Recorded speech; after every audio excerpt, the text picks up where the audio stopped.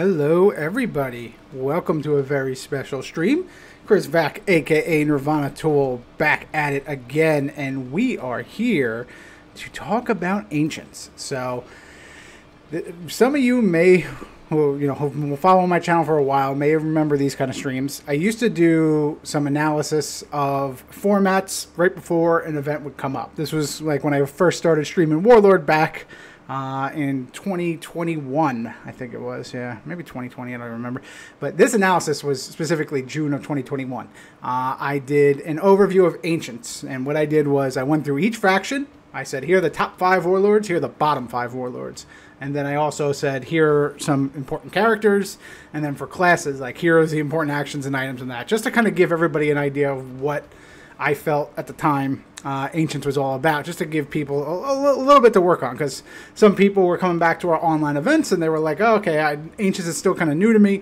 I don't really know what I'm doing. Like, can you tell me what's going on here? So I dove into it and everybody liked it. It was a big hit. I think we're getting what is this, 525 views? And that's not too bad, considering I do 0 promotion. But that means, you know, the Ancients analysis has been there. Now, with the Kickstarter coming in, we got, you know, a lot more new people all of a sudden being like, what is this Ancients format? Like, you guys are playing this? Like, I just want to play 5e. And we understand that, and I totally get that. When 5e comes out, I'll be sure to do an analysis there. But from between now and then, I figured, let me revamp my Ancients analysis, talk about, because a lot has changed since I did it back in 2021. We've had multiple updates to the Ancients banned and restricted list. We've had an entire rules overhaul. So the analysis that people have been sharing for these new players isn't really up to date. It's not really accurate, and it comes with a lot of caveats and a lot of memes as well.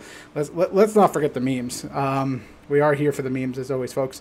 But we are going to take a look, update it, and talk a little bit about it. So just really wanted to do this again, mainly for a lot of the old heads here. Like, this will be fun. At least I hope it will be fun looking back at this, because a lot of people remember this legendary stream, as we'll call it. But like, this is more for like the new players, because, you know, grasping Ancients and grasping a tournament meta that's been going on online for many, many years, when you're coming back fresh to the game, like, it's almost impossible for someone to adapt and just go right in immediately. You have to kind of take a look at some things. So hopefully I can kind of give a little bit of insight there. The question might be asked, well, why the hell should I listen to you? I can give some qualifications there. Well, first, I've been streaming since 2020 or whatever it is. So, Warlord streamer here for a long time. So people have seen me win multiple tournaments and multiple games here. I swear, I'll get back to playing games on this channel soon, guys. My schedule's getting a little less crazy. The newborn is getting very comfy. So I'm hoping I'll be back in June, but we got to see how this goes. But so obviously I've been doing Warlord content for a while, especially Ancients content. So I know this all. I've played Medusan Lords, I've won Gen Con multiple times, I've won Gen Con Ancients very recently. Not last year, good old Midge, though. I claim some credit for Midge's wins, because he can't build his own decks. We love him, but I still get some credit there. Yeah, I used to be on the design team for 4E. I used to do playtesting for AEG, all that. So, like, again, I've ingrained in Warlord since 2021.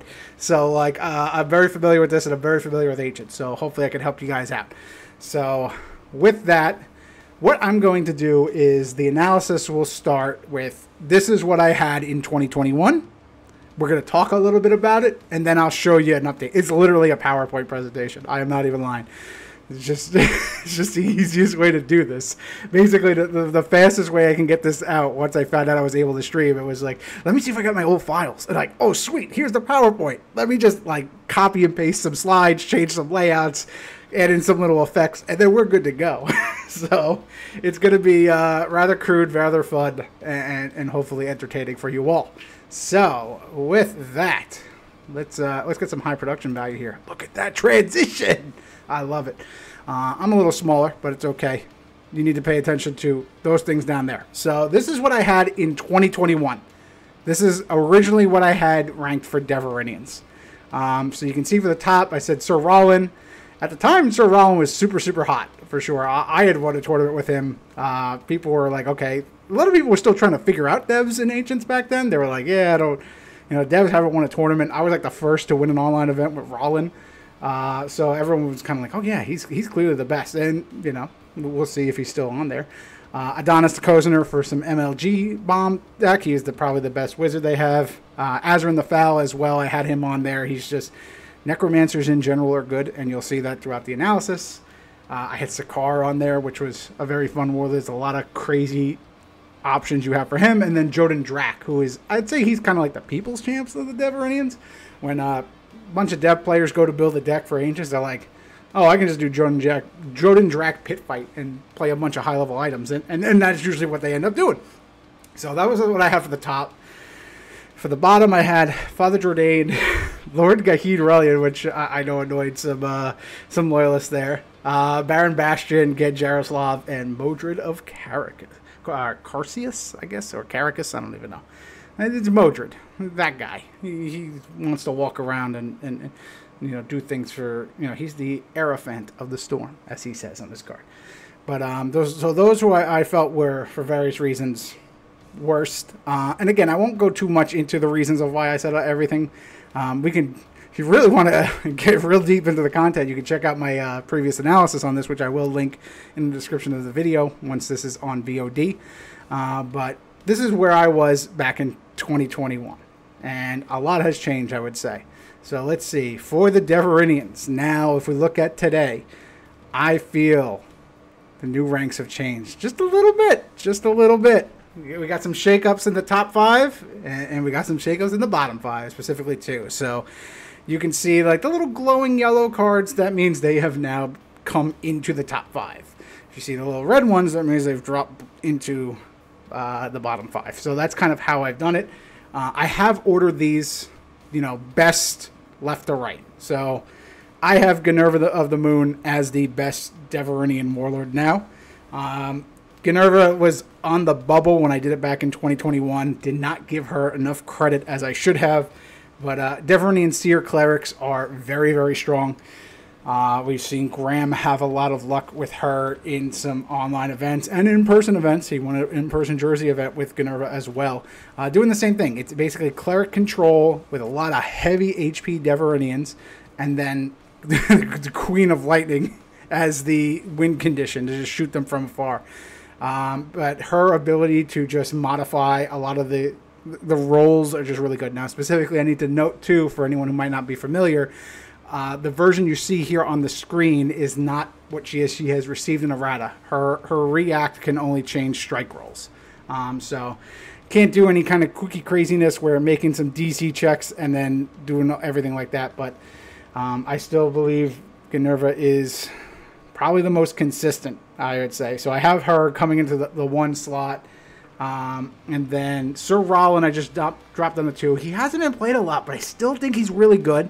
I just think, a lot of people just probably moved away from him. When we had the rules update, Assassin Arrow Rapid Shot used to be his bread and butter. He'd use the Deverenian army, put some early pressure, get you into a situation where you have to put your Warlord in the line of fire, and then Rollin would finish you with an Assassin Arrow Rapid Shot. He would kill Zod that way.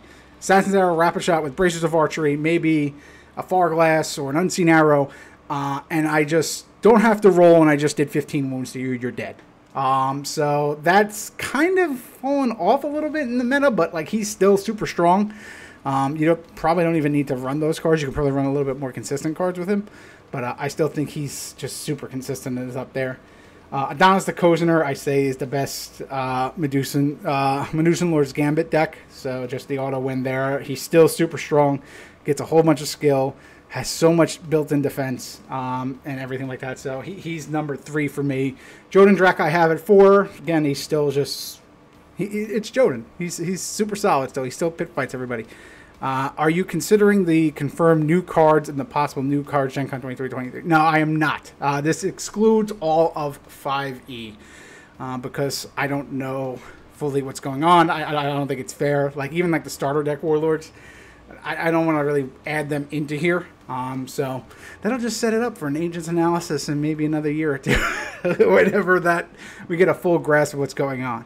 But I think it's way too early to consider anything from 5e in here. So we'll see how that goes. But the newcomer to the top 5 for the devs, I have Talib Al-Sir. This is one that I've personally been a fan of for a while. And I think it's just more and more as the meta has evolved, his ability to redirect any action and then cancel that action to draw a card, it just shuts down so many decks. Right now, every wizard, like Nemesis, Sanguinel, they all play Pull the Strings. Jackie Winston plays Pull the Strings.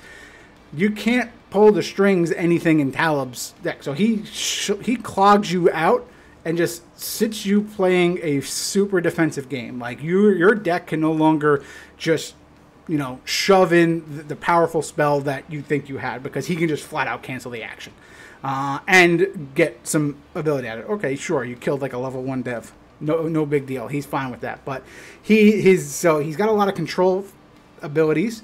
He can also, just like his win condition would be for him to stealth in. He can do that, just jump into your army, go hunt you down while his army's built up and stab you, or he can just do other kind of stuff like that. If we get Invoke the Storm as it is, I could see the different. Oh, gotcha. Yeah, I still don't know if those are going to change or not, so just kind of leaving those alone for right now. But Talib is a newcomer at 5, and I think he could be higher, but very funny that the devs, I have 2 of their best warlords as rogues when they're not known for that. But we got one of every class on here, so there you go. So now for the bottom 5, I still have Gahid here, and again, I'm going to say everyone likes Gahid. I put the bad art too. The OG, if you're going to run Gahid, run the Saga art, like the Willow Connor. Well, they're both Willow Connor, but good old Kiss over here. I'm not a fan of this one, but his ability, the game has just evolved so far past him.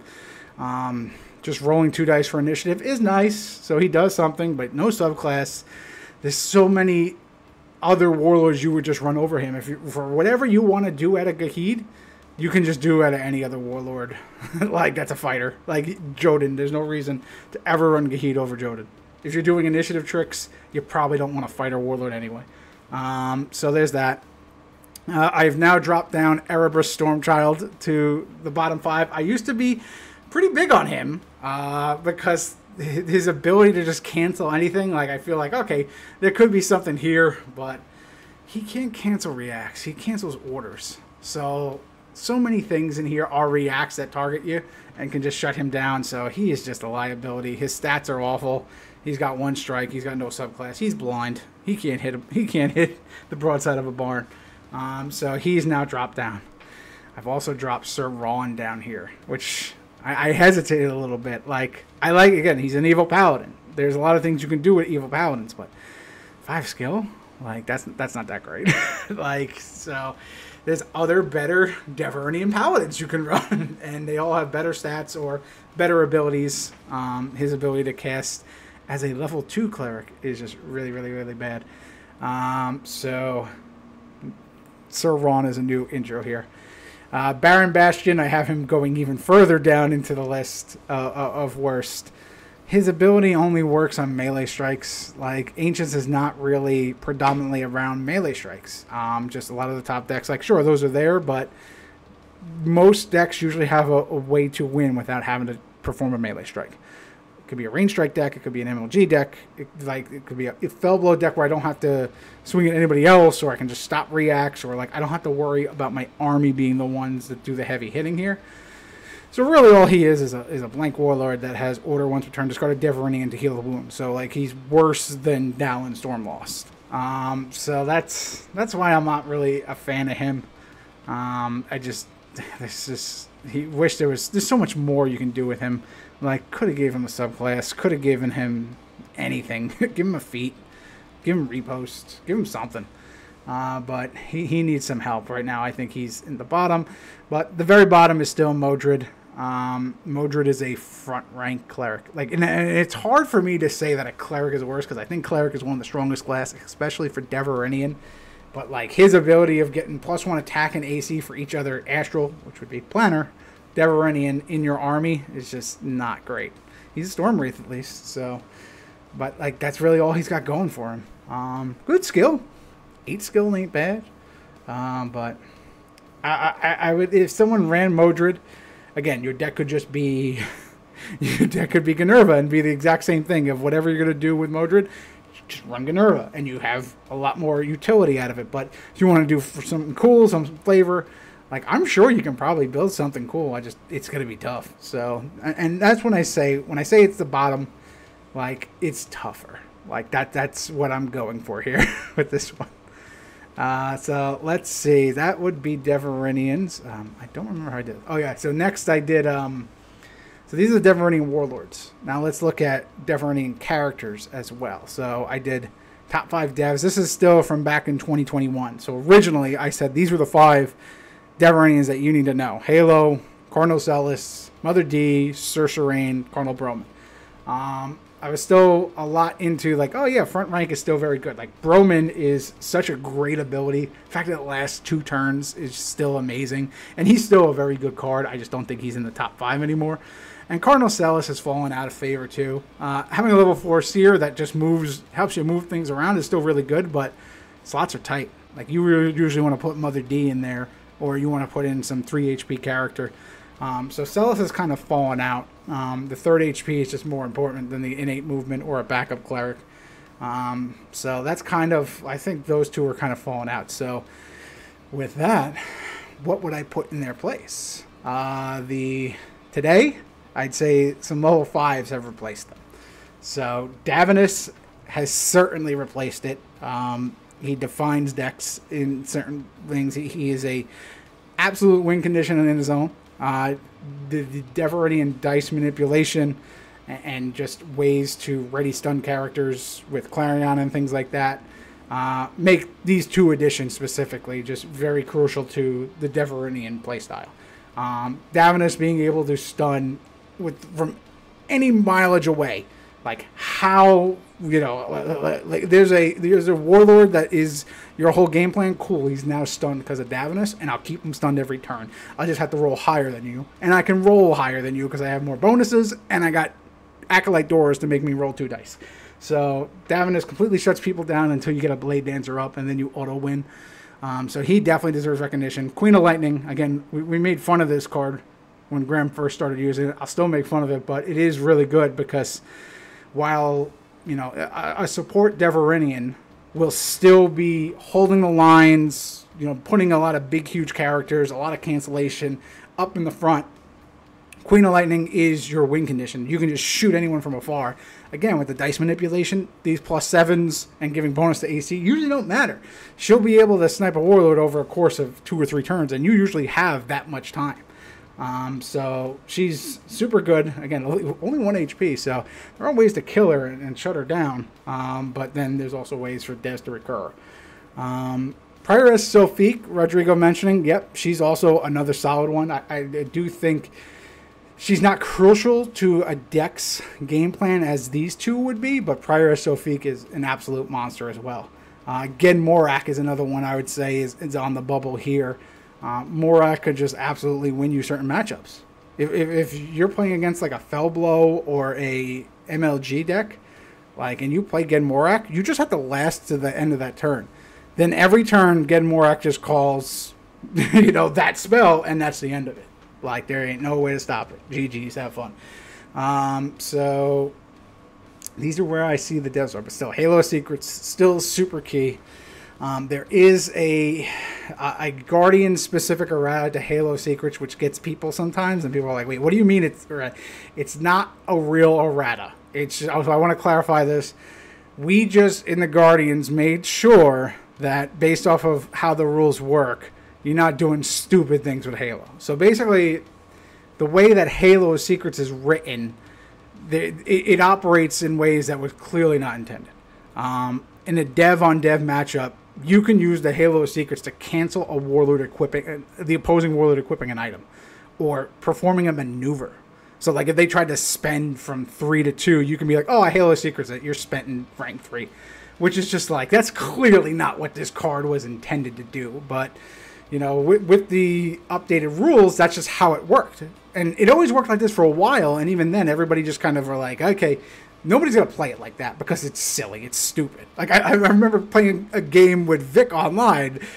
I think it was like Sakar versus Jodin or something like that. Or no, it would have been Rollin versus Sakar. And we both kind of like knew that was there. We're like, yeah, let's not do this. This just doesn't feel right. And we just didn't play it that way. We're like, we have an understanding that this card should not work this way, despite what rulings may say. So that's what the Guardian Errata does. It just says, like, you can't cancel opposing maneuvers or equipment guidance. It still works exactly how you assumed it is. That's it. So just quick heads up there, but Halo Secret's still one of the first Deverenians you should put in every dev deck. But yeah, so that is the Deverenians. Let's move on. I guess after alphabetically, what do we got next? The Dwarves? Oh yeah, the Dwarves. Here we go. Bobby told me to let him know when I was up to the Dwarves because he was very curious, but you know, he'll figure it out. He's fine. It's Bobby. He knows how to use YouTube. He can find the VOD. But this is what I said in 2021. I had top 5, Kingzad, Stonefist, Kaimi. I like that I had Kaimi. Still back then, I was like, yeah, she's really good because I still find her as a dark horse today. Priam Iron Soul, who I thought was the best cleric at the time, and Nitesh. So I'm pretty happy with what I said in 2021. Like, honestly, like if someone came to me and was like in 2024, they're like, yeah, top 5 dwarves are this, I kind of feel good about it. I am going to update it, but there are some changes to it, but I'd say this wouldn't be bad. For the bottom 5, you know, again, even then, I don't think it's too bad. There's some small changes, but I had Lassa and Warbreaker right on the cusp of bottom 5. I've seen Lassa do some good things now. I'm pretty happy with what he does as a support warlord, so I don't think he's going to make the bottom 5 when I update it. Valhalla, just unfortunately, you know, just hasn't really done much other than being able to medicine. So not too great. Rockholm, not really a lot of support there to remove charges and do things, but we have seen some things happen there. Soren Nihil being a warlord with 3 skill is just insane. And Gris Iron Fist, probably the coolest warlord. That just does such a, it's, the ability is so niche that it's just really hard to like play this. It's like you have to be expecting that everyone's going to be running planner, and then you drop Gris Iron Fist and just crush people. Like, but it's awesome artwork, man. And like he's a fighter with 10 skill, and he can cast cleric spells. So there's a lot to like about Gris Iron Fist. But it's just his ability is just so niche. But that's what I said back in 2021.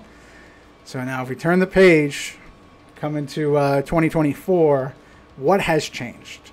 And this is what I got. So I still have the top 3 the same. I'm pretty sold on that top 3. Zod being number 1, Stonefist Gargoyle being number 2, because especially like Stonefist Gargoyle is still super strong. He's also super new player friendly. Like he is, I'm a brick shithouse. I'm going to punch everybody for multiple wounds, and I'm just going to crush you.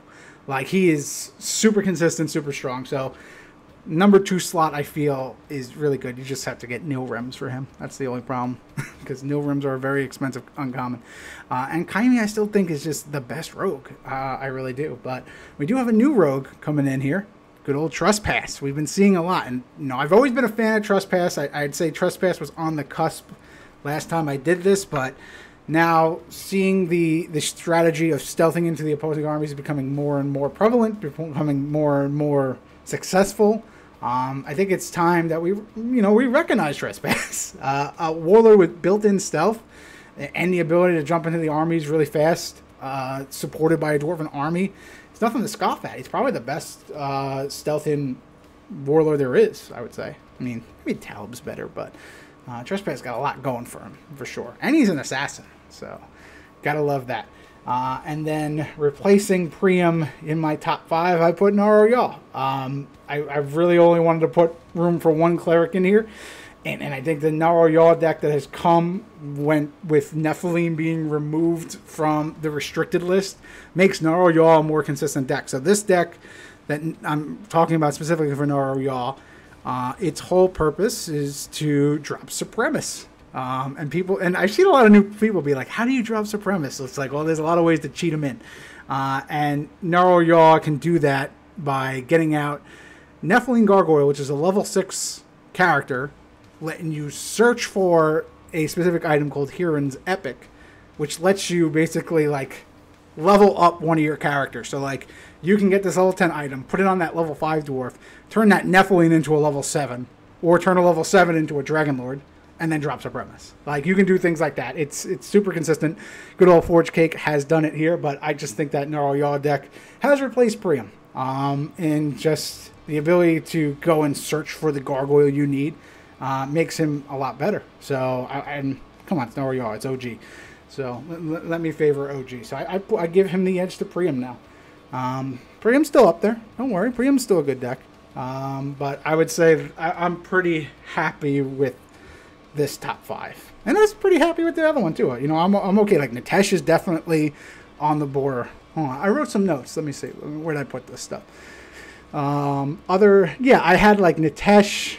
He's still borderline. Same with Priam. I had Sagrita as, like, another honorable mention because, you know, we've been seeing Xenomorph do really good with Sagrita. I think people are finally figuring out that she's also just a good Zod alternative. I still think Zod is the better version, but, you know, it's a slightly different deck, but she's still really good. Parak Soul Saver has always been good, and there's a fast version of Parak there, so that's worth mentioning as well. So, I mean, I didn't do the Dev honorable mentions. I will mention one Dev honorable mention. Emperor Master K, the Emperor. Only if you run 100 cards. That it makes it a Dev honorable mention. But that's what I have for the Dwarf honorable mentions. Going into the bottom 5, not too much shakeup here. Rockholm's moving closer away out of the top 5. I mean, just being a wizard alone makes Rockholm okay, because he can be an MLG deck. But again, like, there just needs to be some synergy with his abilities. Maybe in 5e, now that we see that auto is coming out, there might be something more for Rockholm to do. So I have hopes that Rockholm is trending in the right direction. Who I don't see trending in the right direction is Frost. I'd say he was borderline last, but now I've dropped him in here. He does have a subclass, but the reason I'm putting Frost down here is 13 AC for a character that really needs to rely on being in the front rank to do his ability of splashing wounds. Like, he's a really cool, like, that art is cool. Like, I really love it. Like, that's an angry dwarf right there. And I've always wanted him to be good.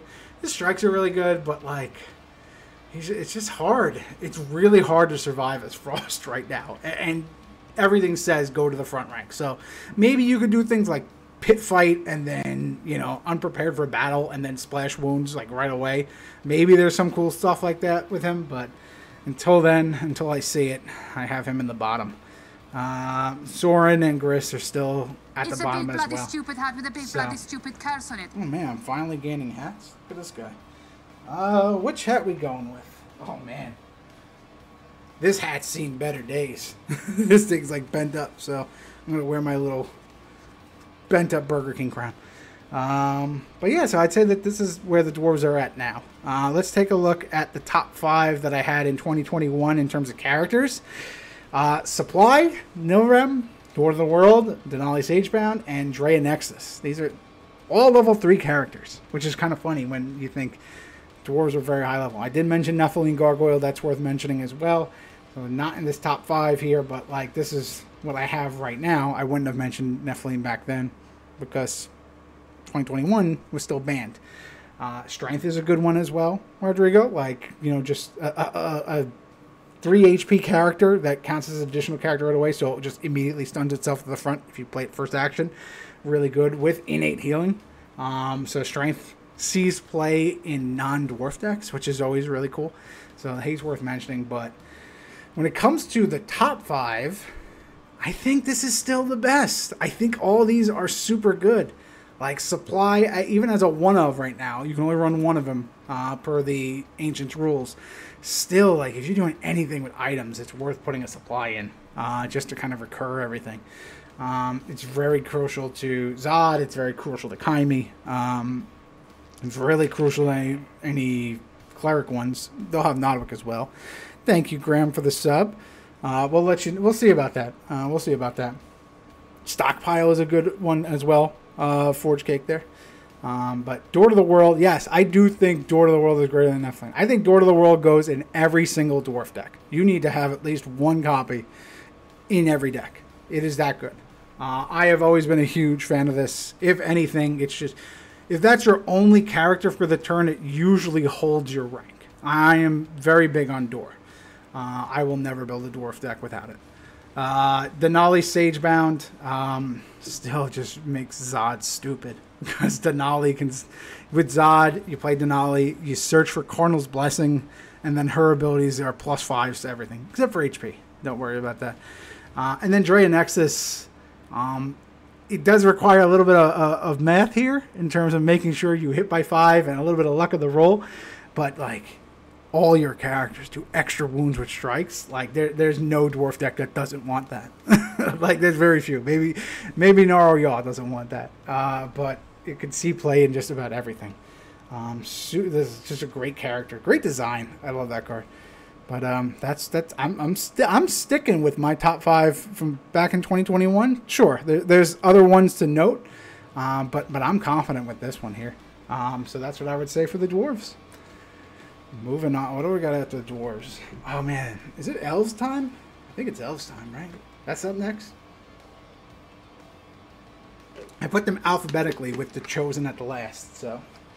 And then we're gonna do classes at the end after the factions. So let's see. Yep. Oh yeah, we got Elves. So this is the Elf top 5 and bottom 5 that I had back in 2021. Had Belial as the best one. I'd say probably the most well-known elf, for sure. The domination early game, I would say, for this game, like 2001, 2002, 2003. Belial, man, that was synonymous with overpowered. I had Raziel's 2. I had Haviland Hanzik as 3. Good old Fade Rowan, who was just so many things is 4. And then I had the wrong Morgan Nithatis as number 5, but what I was doing with this list is I was thinking like, ooh, Uber Morgan is still a great deck. Like, we haven't seen Uber Morgan. One day I will bust out Uber Morgan and it's going to be a great deck, I hope. But even then, you just play the 4E version. So, and then for the bottom, you know, I had Reclesis as the worst one. I had Andil Smirti as one of the worst, but I would say we've been proven wrong on that. Andil's been pretty good. Kalavin, Icarus, and the Dormis Tay to finish it out. So, when I published this Elf Top 5, I received a lot of criticism. a lot of criticism for this one. Especially because I excluded a certain elf wizard that I have, you know, I have some, you know, affiliation with. I've had some success with. Had some kind of, you know, relation to, we'll say. Was not in here. Don't worry, folks. We've taken care of that. So, coming into what we have for the updated version, you can see all is right with the world. We got that Elf Necromancer in the top 5. Everything's good. Everything's good. Nothing's wrong at all. So this is where we're at right now. Good. Oh wait.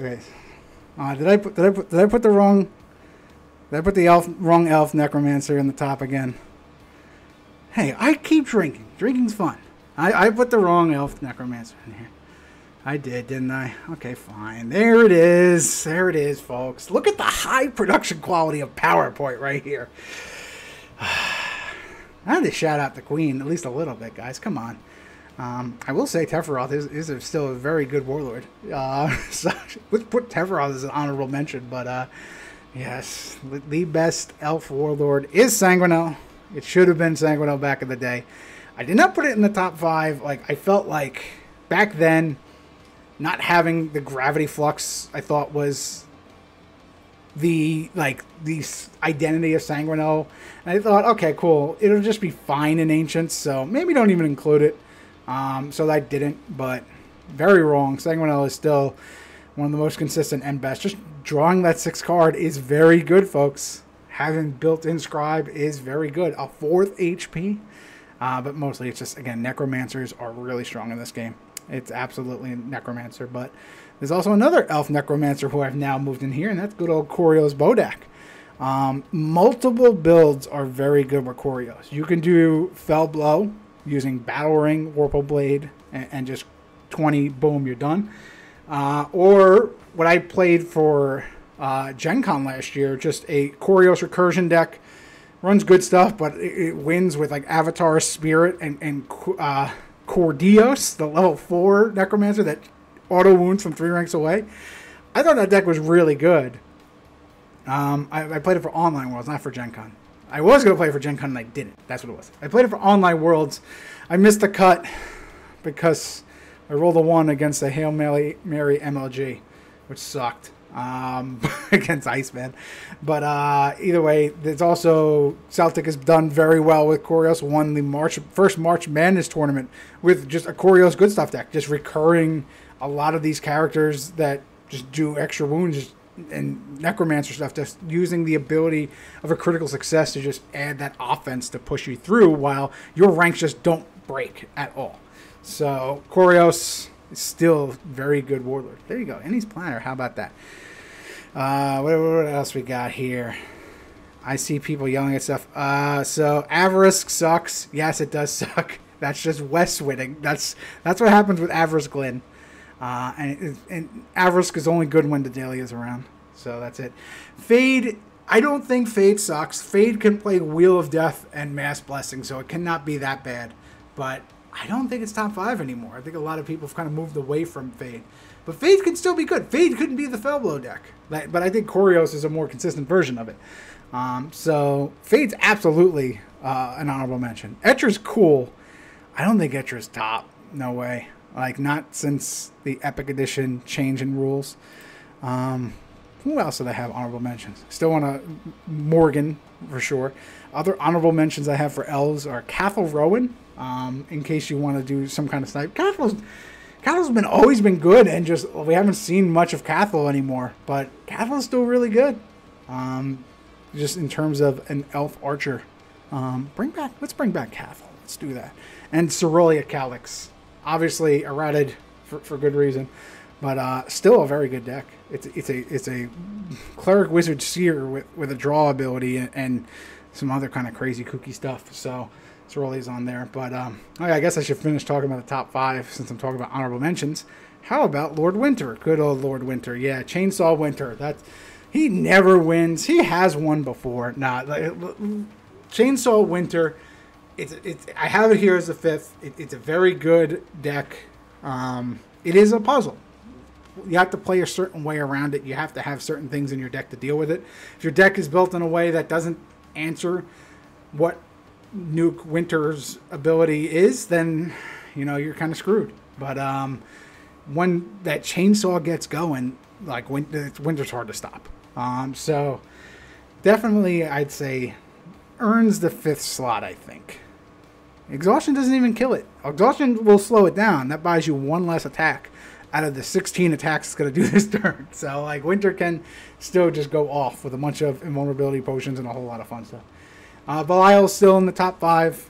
Kind of falling out a little bit, but with Belial, if you're going to play a deck that just draws out your deck and then does something, Belial's still very good.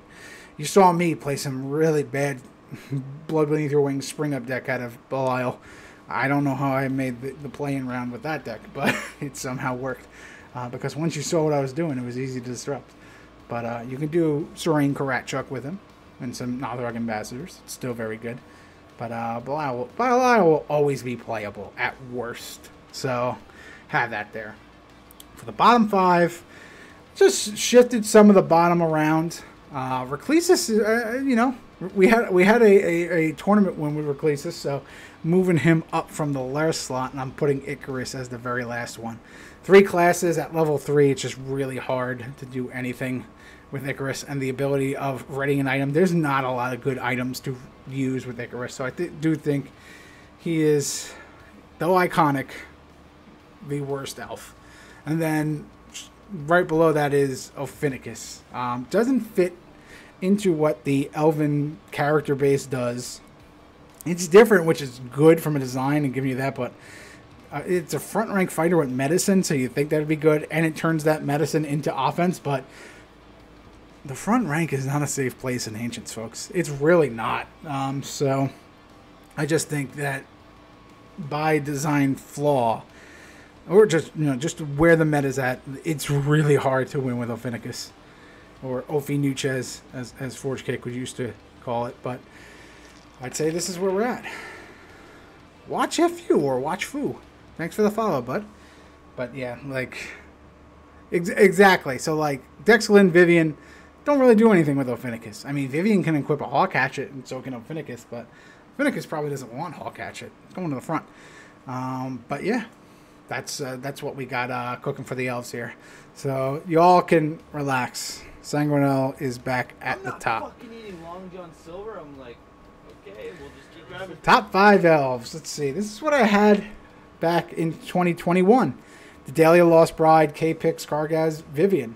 I'd say this is pretty solid, except for the fact that Dedalia is now banned. Dedalia, is being used in non-elf decks. So just any character to just thin your deck and draw a card, like can't trip it out. Dedalia see in play, and that's why it's on the Ancients list now. So that one needs to be replaced, but Lost Bride still goes in almost every elf deck. The one of K-Pix is still worth putting in there. Just here's a little character, and I destroy a key item within 2 ranks is still very good.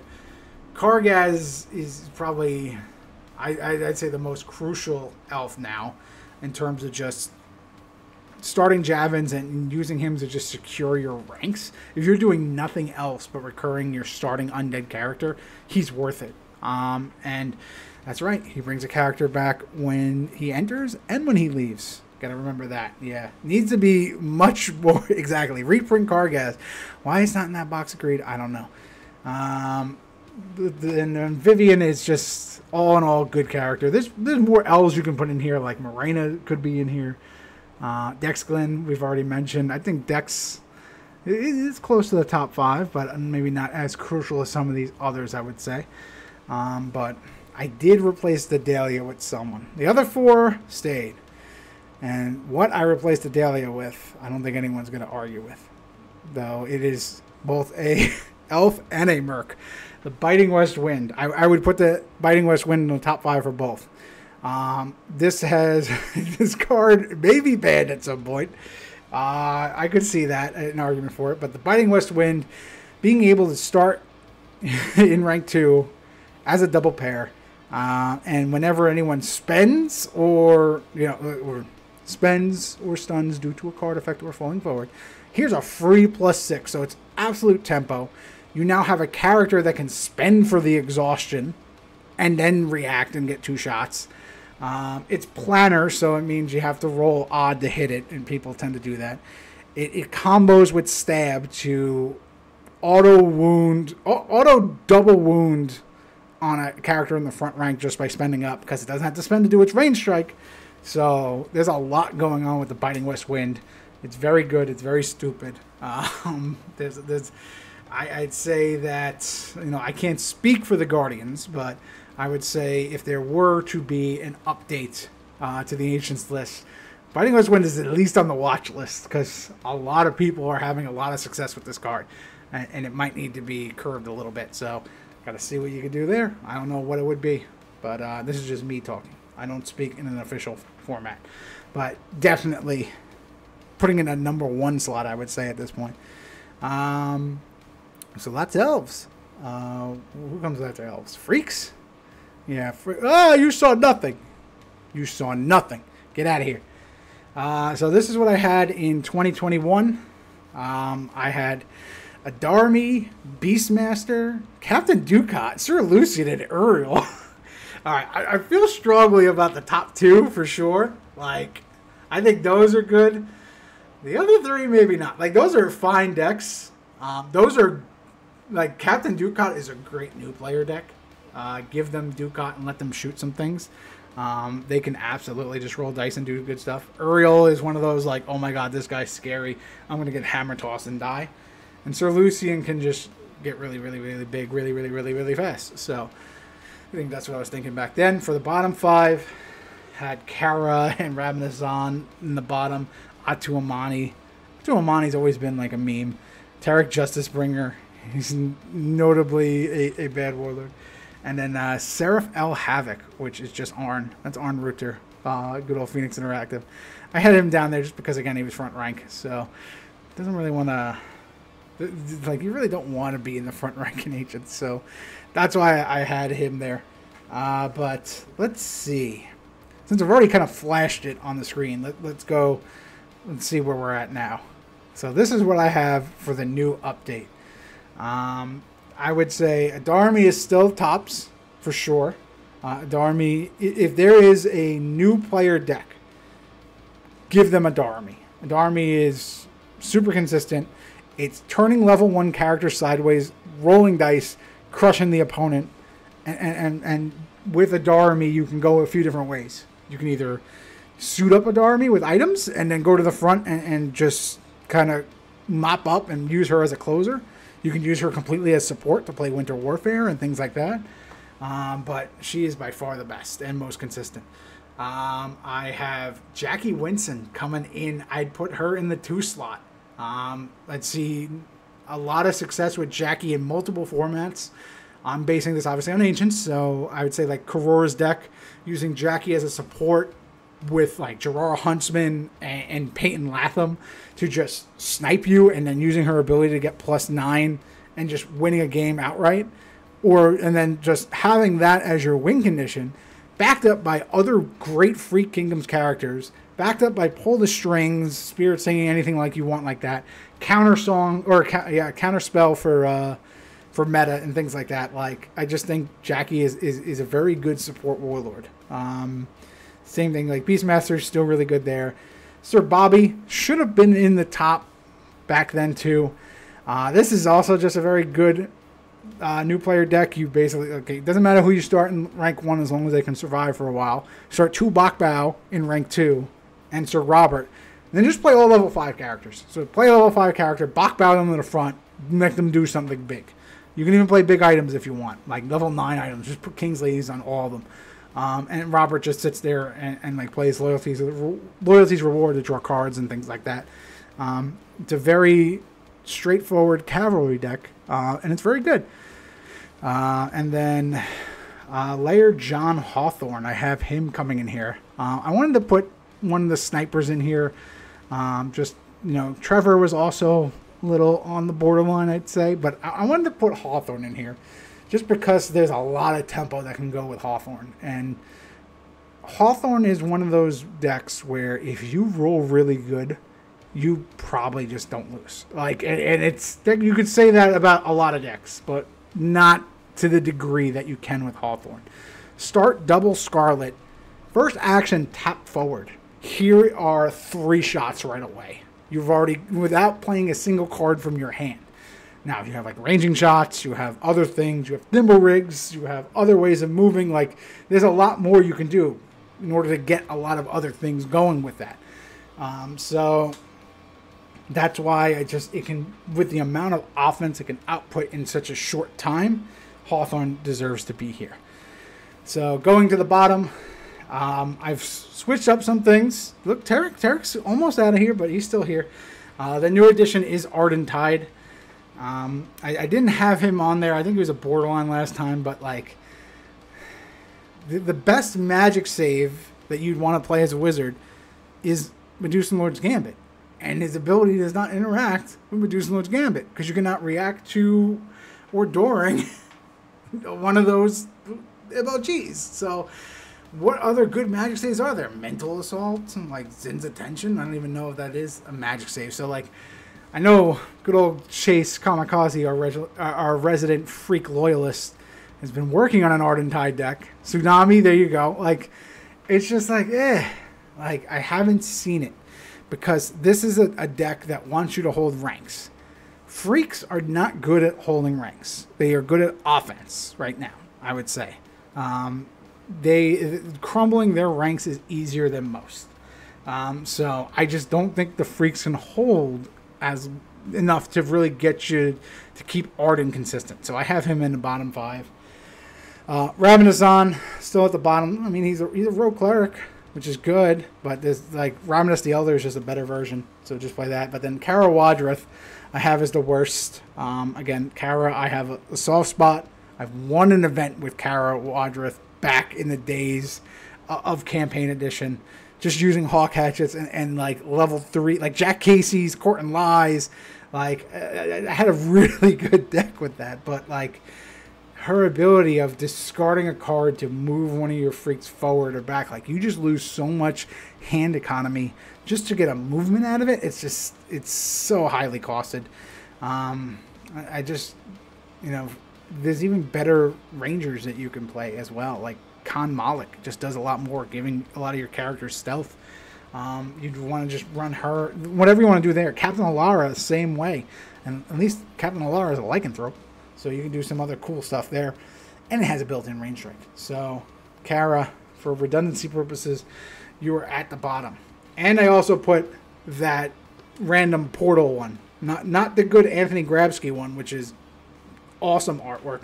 We put the Epic Edition Kara in here. I need to drink. Talking for all this time straight dries up the throat. But, especially talking about freaks. Ugh. But, let's see. What do I got for character-wise? Other than what... Oh, I didn't do honorable mentions. What did I say for honorable mentions? Oh, okay. I got some spicy takes for honorable mentions for freaks. So, obviously, I mentioned Trevor Magson. I'd say him or Hawthorne. They're kind of interchangeable there. Trevain Cartwright. I think Trevain is one of the better warlords that we don't see a lot of. But Trevain having 3 strikes as a rogue and a lot of built-in repeatable offense, like Trevain should be played a lot more than he is. Trevain's really good. So I'd say he's an honorable mention. Rayler Magicbane is a fan favorite. Got runner-up at Gen Con, good old Hosh. There's a lot, just the ability to turn your 1s into 20s is very fun. But being a bard is very good. Just like how it is in 5e Dungeons and Dragons, bards are really good now. Bards are no longer a joke in Warlord either. They are very good. But the other honorable mention I want to mention is Keziah Firehair. In terms of like rolling a lot of dice and taking a lot of actions and taking a lot of shots, like I mentioned with Hawthorne, Keziah is right there. And Keziah is also a bard. As a support character to add bonuses to these little strikes that you're producing at a fast rate, adding extra strikes, adding charisma to re-roll it, and so a little bit of consistency in the wildness of the roll. Keziah is a scary deck. Again, those dice get hot, you just lose. So I would say that's an honorable mention as well. Jin Valford? I like Jin. I'd say Jin is middle of the pack. Jin, I have a fun Jin Valford build. I may run it next month. We'll see. But that's all I'll say about that one. But yeah, I'd say middle of the pack for Jin. Let's see. But like if you're going lycanthropes as your main thing, you still probably want Beastmaster over Jin. If you want to drop a big old dragon and do some funny little things there, you can do that. Just make sure you remember what Cardinal's Blessings do if you do the Kyle Dragon drop. What's an honorable mention to Anton as well? There's a crazy deck with Anton Kyle Dragon where you start Bahia the Fiend, and I forgot I'm already forgetting, but there's a way that you start with Anton in rank 2, ready. So first action, you use one of those big old spend orders. That we saw that. Martin Exemplar, thank you, Graham. I knew somebody would remember.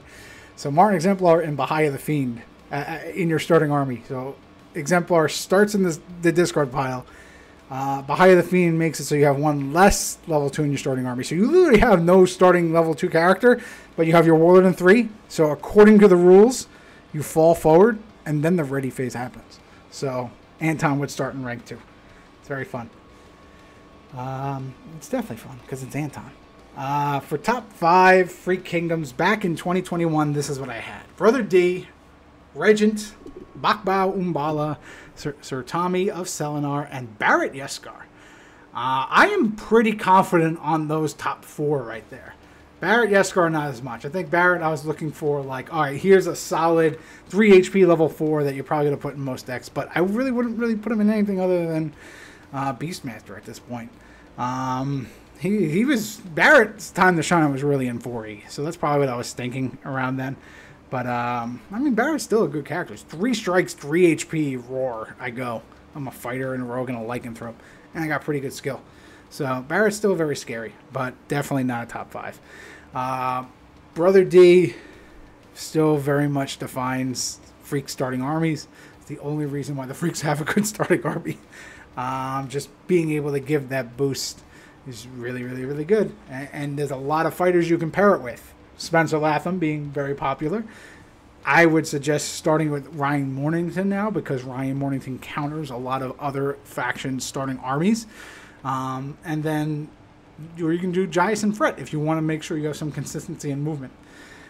Regent is anti-card draw. And a big part of Ancients is the draw versus anti-draw epic battle. This exists. There are decks that just want to draw a bunch of cards and do something consistently. And then there are decks that want to disrupt that draw so that their opponent literally cannot do the thing that they want to do. This is a very... This is the script for a lot of matchups in Ancients. So let's look at Gen Con this past year. Good old Captain Todd running Sanguinel dropped Regent out of that in Alpha. He doesn't need to draw cards. He's Sanguinel. So he drops that, loses, reduces his hand size by 1. So he's now down to a 5-card starting hand like a normal human being. But Regent drops that against Gnarl or drops that against like a Fellblow deck. You just don't do anything. You can not, like, you look at your hand that all say like Meet at the Inn or like Lost Bride or something that says draw a card. You can't do it anymore. Like, that's the end of that until you get rid of this random level 3 character who has 2 HP, by the way. Your deck's done and you won't bounce back from it. So Regent is an absolute haymaker. It could be a dead card if the opponent that you're playing against doesn't really need that, but he's something that needs to be respected. Bachbao still a very good level 2. Again, if you're going to do Sir Robert, like I said, bring up a big level 5, or just bring up your Warlord as well. A lot you can do there. So Tommy, I'm still very strong with. Order, remove him from play. For the next 2 turns, your Freaks do additional wounds. This Sir Tommy is the closer. And if you're not going to use that ability, he's got 3 strikes. He's really good. And he's a level 4 fighter, can be readied with Rafkin.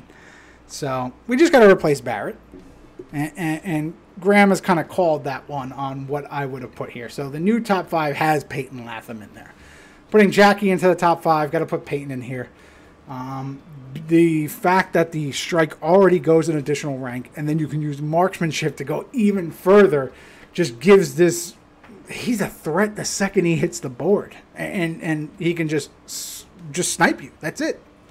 So by himself. And if he ends up in the front rank, he's still a very formidable body. 2 HP makes him a little bit more manageable, but by far, I think he's one of the best Freaks in there and deserves to be recognized. So Peyton is... I'd replace Barrett with Peyton. Again, Gerard Huntsman could be on here. Rafkin could be on here. Those are the other ones I'd say in the top 5. I wouldn't really want to put any one level 5 from Sir Robert, because there's like Brock Huntsman, there's Hola Haven, it doesn't matter which level 5 fighter you draw for Sir Robert. There's like, they're interchangeable. You can just do that. So I would really want to put one of them over the other. But Peyton by far goes into more decks, I think. So that is Freaks. Scarlet, I'm a fan of Scarlet. I've been criticized by Woodrow, who said Scarlet's a mediocre card before. So me and Midge have always joked about that one, about Woodrow thinking Scarlet's bad. And I will mention that the 5e story, one of the first stories that got released for 5e, they offed Scarlet, which I always felt like that is a personal attack against me, because I've always been so big on Scarlet. I really do think Scarlet's not on the level of Biting West Wind, but in the same book, I would say. Like, just the added tempo and just the danger there. But can't play stab, so not the same. It's not the same as Scarlet. You know what? It's balanced Biting West Wind. How about that? That's what I'm trying to say, Graham. But I'd say they're in the same book. I value Scarlet that high, for sure. Because I value tempo very high. And Scarlet gives you that. It's not. It is the same Scarlet. You say it's not. Who are you? Member of the rules of the story team? Get out of here. It's Scarlet something. No, that Scarlet died. This is like Scarlet's great-granddaughter. Whatever. It's Scarlet. It was an attack. Here you're just like, yeah, the name Scarlet's just so common in the Free Kingdoms. There's like so many of them. You just didn't know. Exactly. Like 100 years. Well, you know what? Did you see Scarlet? Scarlet, like, you know, Scarlet can be a centenarian. You don't know. I mean, looked very in shape. You know, I mean, the choice of work probably doesn't give you a long shelf life, but I mean, my Scarlet's never died. I don't know what you're talking about. So either way, it was definitely a slight. How dare you, Wes? Let's see. What do we got now? Oh, we're going to Mercs. Okay, this is gonna be fun. So good old Mercenaries. The faction that's not a faction, but is a faction now, or once was a faction and wasn't a faction, but now is. I don't really know what's the deal there anymore, but for now, we'll just say that they are a faction. And they have warlords. And this is how I had it in 2021. I had Tavis as the top, Alisara, Dorath, General Lund, and the Nemesis. Man, I think that's pretty good. Like I don't think I was too far. And the one thing you'll see when you take a look at Mercenaries, like there is a clear distinction from the top and the bottom. They're like some of these other factions, you're kind of like, oh yeah, that warlord's kind of good. It's all right. It's not too bad. But with Mercs, it's like, all right, here's like the really, really, really good. And then like, here's like the rest. And it's just like, oh boy. So like, that's what I kind of noticed for that. In bottom 5, I have Ablong, I have Mac and Macabre. I got the lesser Sutek Warlord, Cassandra the Arcane, and Angu Mournwater. I remember people yelling at me that Angu Mournwater was good because he was a dragon. And you could start Scaly Sycophant. And I'm like, no, I'm sorry. So I still stand by that. But let's see. What updates have I made from 2021 to 2024? Oh, look at that. The top 5. We just shifted some things around. I still think they're the best 5, but we just moved Nemesis to the top slot. So no, I think I did pretty good for the Mercenaries back in 2021, and I think a lot of that still rings true here. But bottom 5, I still have, you know, the only thing I switched out was, let's move Angu Mournwater a little up, because he's a level 5 wizard. So and if you want to play a dragon, you can play a dragon ruler. That's fine. But I added Kerberos because, like, just not good. Like, he's the same reason why Mac and Macabre is not good. All he is a fighter cleric that you want to put items on and go to the front. Like, that's fine, but it's not great. And mainly just as a way to just go to Rich Carter, because I know, like, once he catches wind that I put Kerberos in top 5, he's only going to play Highlander Kerberos in any event he possibly can from now until eternity, until he proves it to me. Just like when, like, don't worry. There's a certain Nothrog that I put in the bottom, and he's been trying to do that. And he's still working on that. I think he has a better shot at designing that Warlord in Doomtown and trying to win there than in Warlord. But other stuff for again, let's just quickly talk about the top 5 before I get to the bottom. So Nemesis, super strong, Necromancer, Recursion, Aggression, Biting West Wind, Stab, Severed Flesh. I'm just saying a whole bunch of recursion things. Jackals, Death Fog. Like, the deck is just super consistent, super aggressive, and super stable. But on top of that, the Nemesis can go pull the strings and then use his order to kill the character that he pulled and not give it back at the end of turn. Doesn't matter if he has no wounds on him. The way he is worded, you can just kill one of your characters and remove all wounds. So, like, killing that character is not a cost. If killing the character was a cost, you need to have a wound on your warlord. And even if it was that, there's a lot of ways you can wound yourself.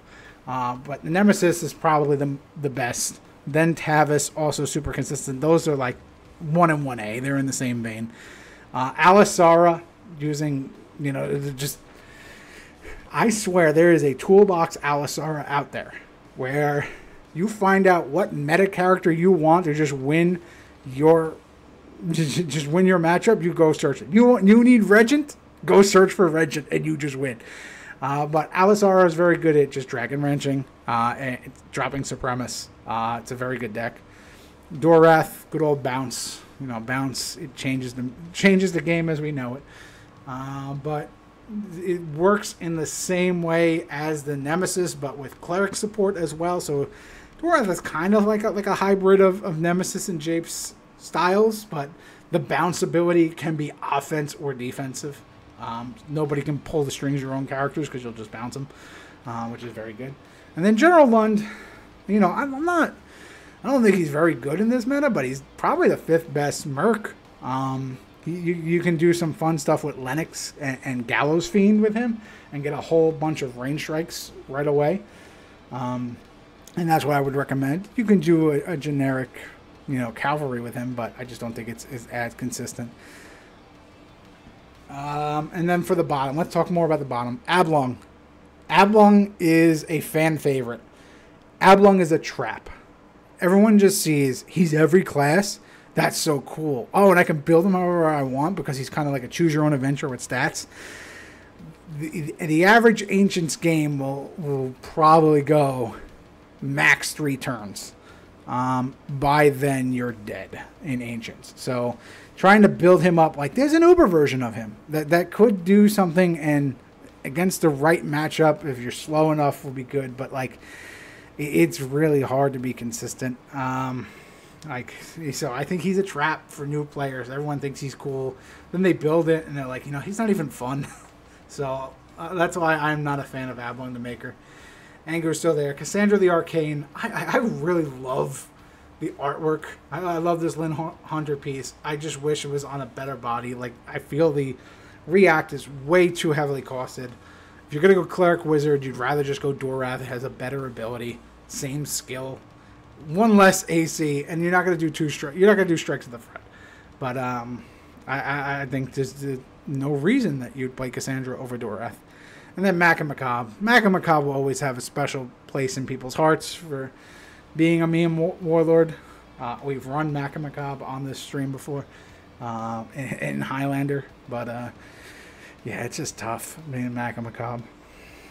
But Menatiri is better than Lund. I could see that.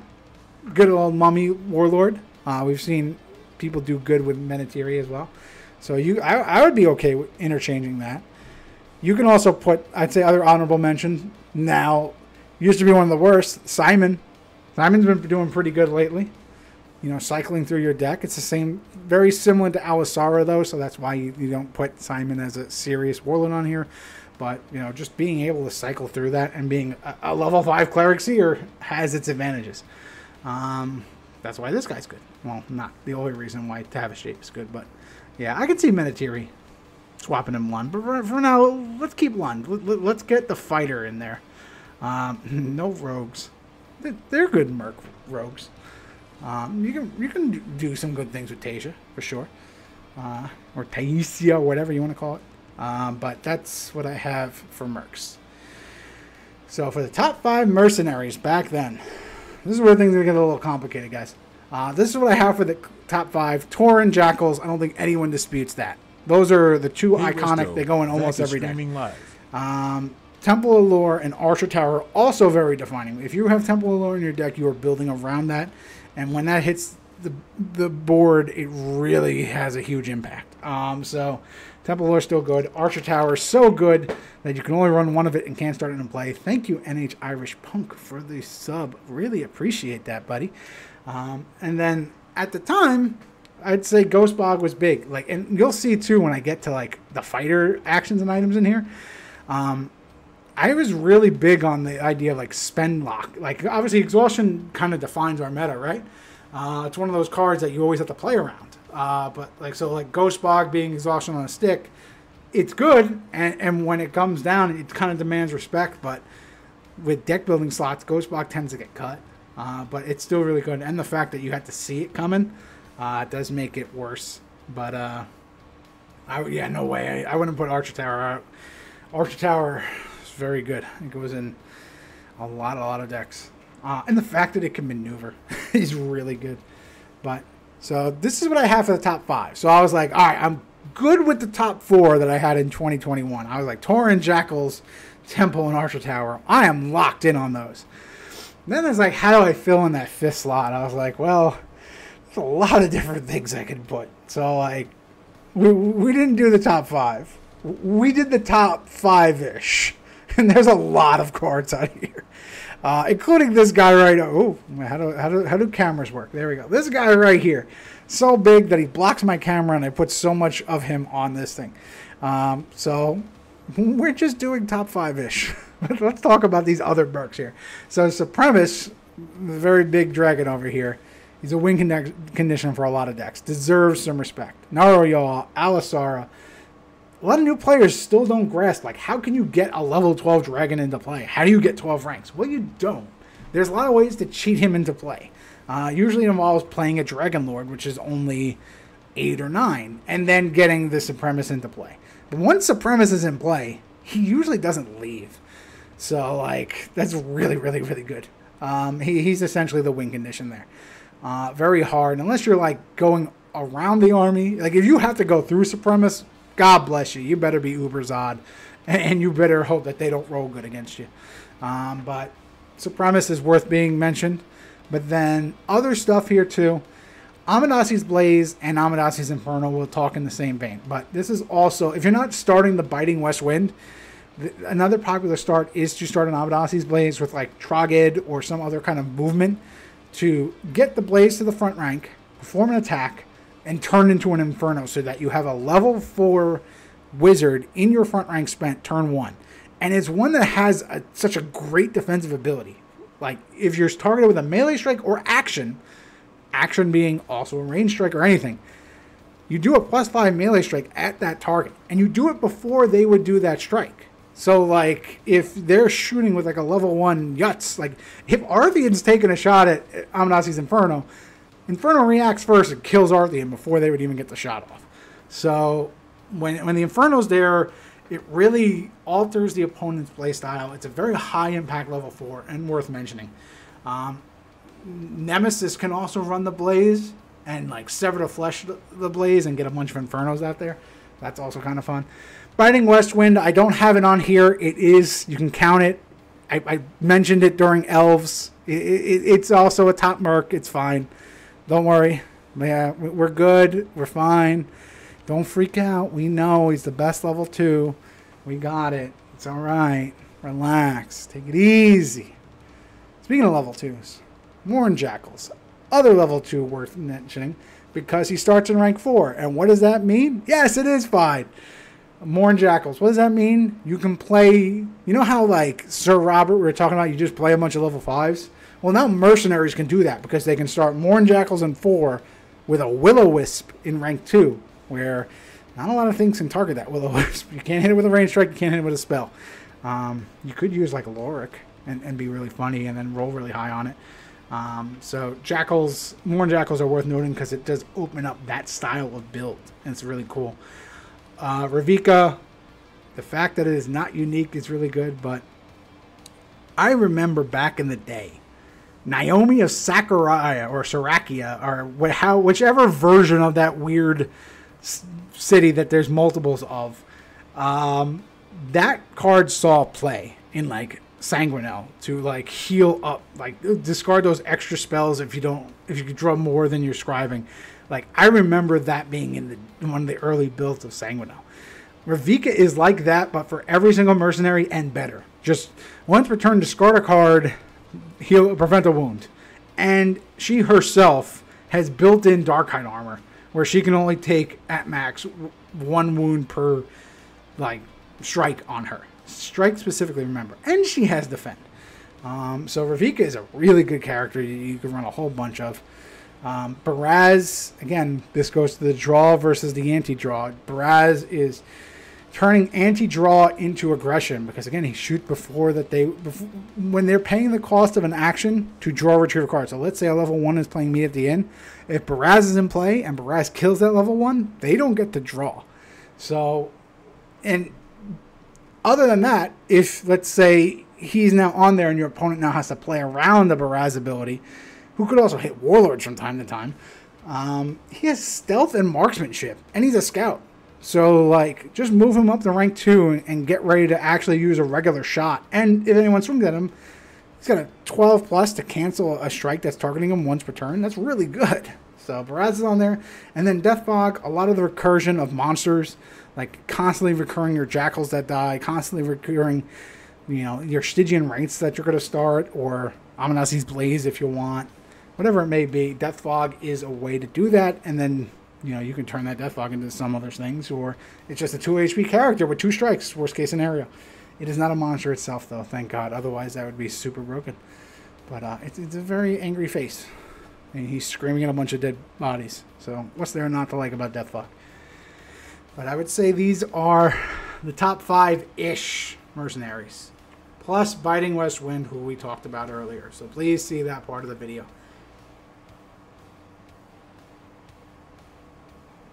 Torn's there. Torn's hidden under updated. We're good. He's still there. But yeah, Torn's essentially a one-up in every deck that can use that can draw cards. Oh yeah, Torn is a monster. Yes, you could, if you lose your one of Torn, you get it back. That's true. I gotcha. I'm picking up what you're putting down. Man, I forgot how fast my voice goes when we do these long streams. All right, let's move on to Nothrog. So what I had back in 2021, I had Artek as the best Nothrog. I think I was like, Nothrogs aren't really that good, but like Vatraka's really good, and Artek is just very like new player friendly. So learning about Artek is the best. I did have High Priest Natural because I thought like, hey, this is going to be a really good deck. I was like, this is going to be starting Samope, do like Suicidal Charge and Bull Rush and have fun. So I had him on there. Tauth, again, another like new player friendly deck where it's just you do a lot of big strikes very fast and go with aggression. Another deck I would hand to a newer player for sure. And for that power level, I put it in here. And then Burshar Nin I also had. There's a deck that draws its whole deck turn 1, uses Ring of Piercing, kills its entire armies with like Silverwind, and just chainsaws an army in 1 turn. So that's very good. Bottom 5, I had the Meatball, but he was just on the cusp of top 5. Bottom 5, I should say. Tactician Mudfleck, I had him down there just because, again, melee strikes are not that important anymore. But he is a scout at least. But I had him down there. Scrim Spindlestein because of Spindlestein. I don't know. Whatever Scrim is, you know. I think he's in religious services on Friday nights and Saturdays. But either way, I have him down here where on Nightfall you can search for top 10 cards of, you know, define weapons and equip 1 to each one. So he kind of does like on turn 2 he has an ability. Other than that, he's nothing. So I wasn't really big on him, but he is an assassin, and there could be some stuff, but discarding all those remaining cards is really harsh. Donner of Clan Hell, it's a very great starter warlord. He does melee strikes and range strikes, so I always liked Donner of Clan Hell, but he's not that great. And then good old Regin. That has been a meme here, and it's so funny. We have to talk about this. So with the resurgence of older players coming back to the game, with the Kickstarter coming in, so many people are like, Regin's like one of the best warlords ever. You draw so many cards. He's so great.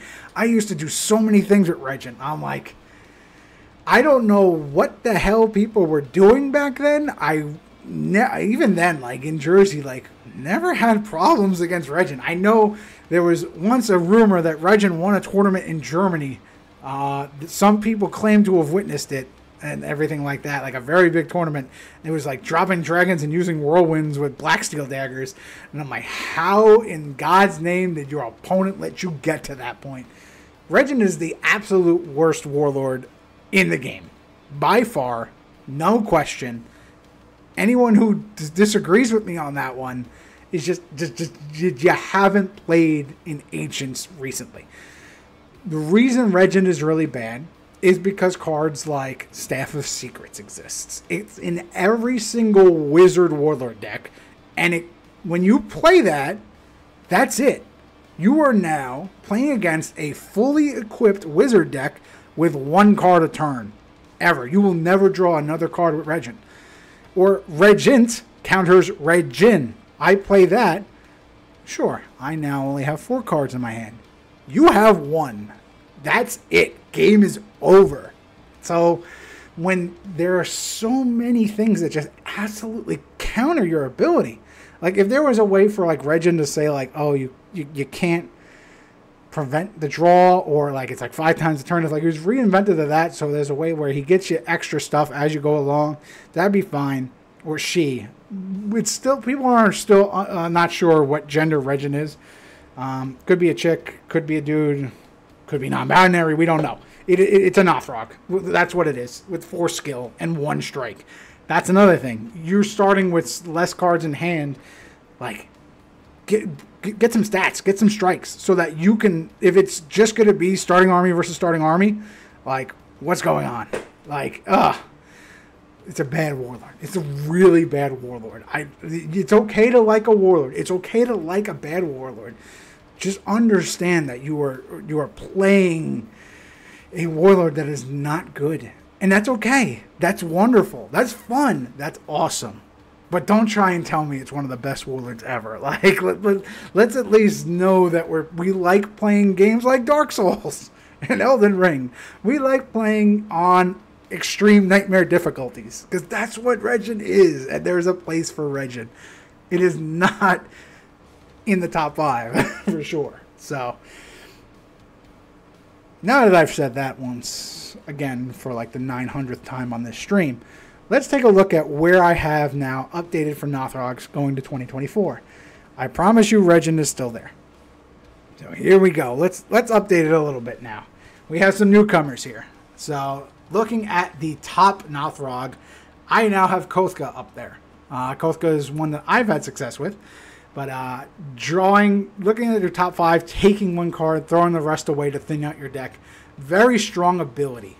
So Kothka is a support Warlord to go Serene Karatchuk. I ran this deck. You can see some videos from in real life games that I played at Gen Con. What was that, 2022? Yeah, where I won with Kothka. There's a few, you can watch some really good games of me versus the army with that. But it's a very consistent deck that wins turn 1, turn 2, and it's very powerful and just attacks the warlords from far away. So Kothka, I really think Kothka is the best Nothrog.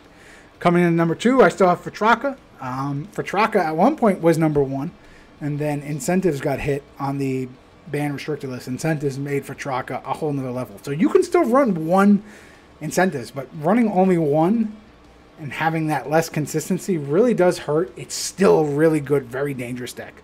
So Fatraka number 2, High Priest Natural, still very solid there. Other newcomer, Savruk, which is a lot of old people and be like, oh, really? Savruk? Savruk's really good. The way that targeting rules have changed with the new rules update, Savruk cancels so many things. And it's just like, so the spend react ability has just gained so much more utility and value. It's the same reason why I have Talib in the top 5 for devs now. Savruk is in that same vein. So as a support rogue with nothing else other than ability, you can you can use a draw engine with Nothrogs, such as which we'll talk about a little later too. But rogues themselves have a draw engine with Portable Hole, Cloak of Many Things, Nodwick, things like that. So you can do things like that with Savruk, but just being able to cancel a striker action is super strong. So it puts him into the top 4 for sure. A lot of people we've seen him played, but not everybody plays him anymore. Artek, good old Order Move Forward. He's still 5. He's still there. Another new player-friendly warlord, because it's just go forward and kill things. But Artek still demands respect. Artek is a different way. Like when you play against it, you have to be cognizant of the fact that at any moment things can just go kaboom. So you have to plan and think multiple times ahead. So it's a different game when you're playing against Artec versus something else. But it's still a very simple, straightforward, but still a very challenging warlord that didn't see success. So looking at the bottom 5, I still have Donner and Regin for obvious reasons, but the other bottom 3 are gone. Like, I'm sorry guys, let's move Terra up. Terra is a level 5 with level 5 wizard with a lot of skill and 4 HP. Terra demands respect. I like Terra. Terra is not in the bottom 5 anymore. But the level 5 that's replacing him is Vakaros, because he has 2 HP. And he has Repost, which again was thematic of counterattack, but no use here. He's a summoner, which is nice. Summoners don't really do too much, unfortunately. Like that's one of the lesser subclasses in Warlord. And his ability requires that you put him in the line of danger in rank 2 and kill one of your characters to get a range strike. He's a cool Warlord, not denying that. I like the swing of his jig. He might be my cousin, but like, you know, I don't think so. He's just too much of a liability. Norn, when Norn came out, was considered one of the worst warlords. I didn't have it in here at first just because I thought, like, yeah, sure, just because it has -1 level for equipping items, like maybe the card pool has evolved since then. But we still haven't seen any success with Norn, because Norn not being able to put on Portable Hole is a big problem. But it's an assassin, and it's a rogue wizard, which are really good classes, but man, you did not need to give Norn -1 level for equipping items. Remove that, and Norn is not in the bottom 5 anymore. But it's just, this is one where AEG play tested it, and we're like, we can't let a rogue wizard happen. That's too good. We need to hurt it. And by doing that, you make a warlord almost unplayable. Norn's very bad. But other than the worst of all of them is Ragnar, a level 5 fighter that just has every fighter subclass. That's it. Nothing else. Doesn't do anything else. Just, I have every subclass. So there are some actions where that might matter, but they're not that good. So neither is Ragnar and him and his 6 skill. But like, give him an ability, please. Give him something. Give him a feat. Like, just having all the subclasses. You know what's the thing they're saying? Like, master of none? Yeah, so like he's a jack of all trades and a master of none. So he's just not good. But that's the Nothrog warlords here. So let's see. Yeah, it must be good, right? No, it's not. So top 5 Nothrogs that I had here. Yeah, and I just realized something. I have left the altar off, which is really bad. So I might have to make a quick little addition here. But Nothrog top 5. I have Feral, I have Karachuk Rotarius, we got Nemtok, we got Kargrag, and we got Sethos. So Feral, Nemtok both came out in Light and Shadow. They're 2 of the best Nothrogs there. Nemtok, first turn, making all of your characters do an additional wound, could sway an entire match. Nemtok's really good. Feral, same thing. First action, coming in and just giving you that boost of offense, and then feeding the altar to give you 4 strikes, 4 charges is super good. And if not, Nightfall, now you have a 3 HP character, and you're giving an HP to someone else in your army to hold ranks. Like, Feral is just everything you'd ever want in a character. It's really good. Kargrag, just turn 1, cantrips. The Nothrog draw engine is really good in Ancients. Same thing with Sithusk. Put them down, spend them, draw a card. So, like, combining Kargrag and Sethos with, like the Elven faction, like at Belial, if you're going to do an ambassador situation, and now you add Lost Bride to the mix, you add Belial to the mix, you add some draw actions to it, it's just super consistent. So that's why they're on here. But, yeah, I think I have the... Oh, that's what happens. I think I have the altar under Chosen. But, yes. Since I haven't got to the Chosen yet, Nothrog should have Yggdrasil's altar, and we'll talk about that in the Chosen. So if you're watching this now, just fast forward to the Chosen section, and we'll get that. But yeah, Rotarius and Karachuk on here. When Karachuk enters the game, it's now a completely different game. Making your opposing characters enter play 1 level higher could essentially, in some cases, say you're not allowed to play characters. And just by entering play and then him having 4 HP, 17 AC, just being a brick shithouse himself, it's really hard to get rid of that and handicaps a lot of things. But Rotarius is basically the 4E version of Karachuk, uses the same art. They have very similar stats. It's very confusing. But it's basically like, hey, if we wanted to tone down the power level of Karachuk, we would just call it Rotarius. And that's what they did. So now you have both. I really think Karachuk should be banned and Rotarius should just be the one we accept. But this is where we're at. So let's look at some updates here. No updates. It's still the same, but I wanted to add Serene in here just because, as mentioned with Kothka, mentioned with Belial, like Serene is the engine of that deck. So for those who don't know, some of the older players might remember it as a Marcus Shaw deck that people would use to hunt Dragonlords. You'd go Marcus Shaw with Serene and then put like Rock in Campaign Edition and then give him like a big old like monkey's paw and then have him perform an attack at the opposing back ranks. So Serene is a win condition. It is a deck archetype. It is really good and really consistent. So like when you go first action Serene, second action Karachuk, the opposing Warlord is now within an easy threat range of dying. I've already mentioned it, Celtic. Stop working. Altar, yes, Altar should be on here. It's on the Chosen section. We'll talk about it then. But yes, it is a top 5 Nothrog, for sure. It is very much defining. We'll talk about it. We'll talk about it. It's fine. All right? Take it easy. So what do we got here? So that's Nothrogs. Let's go to the Chosen.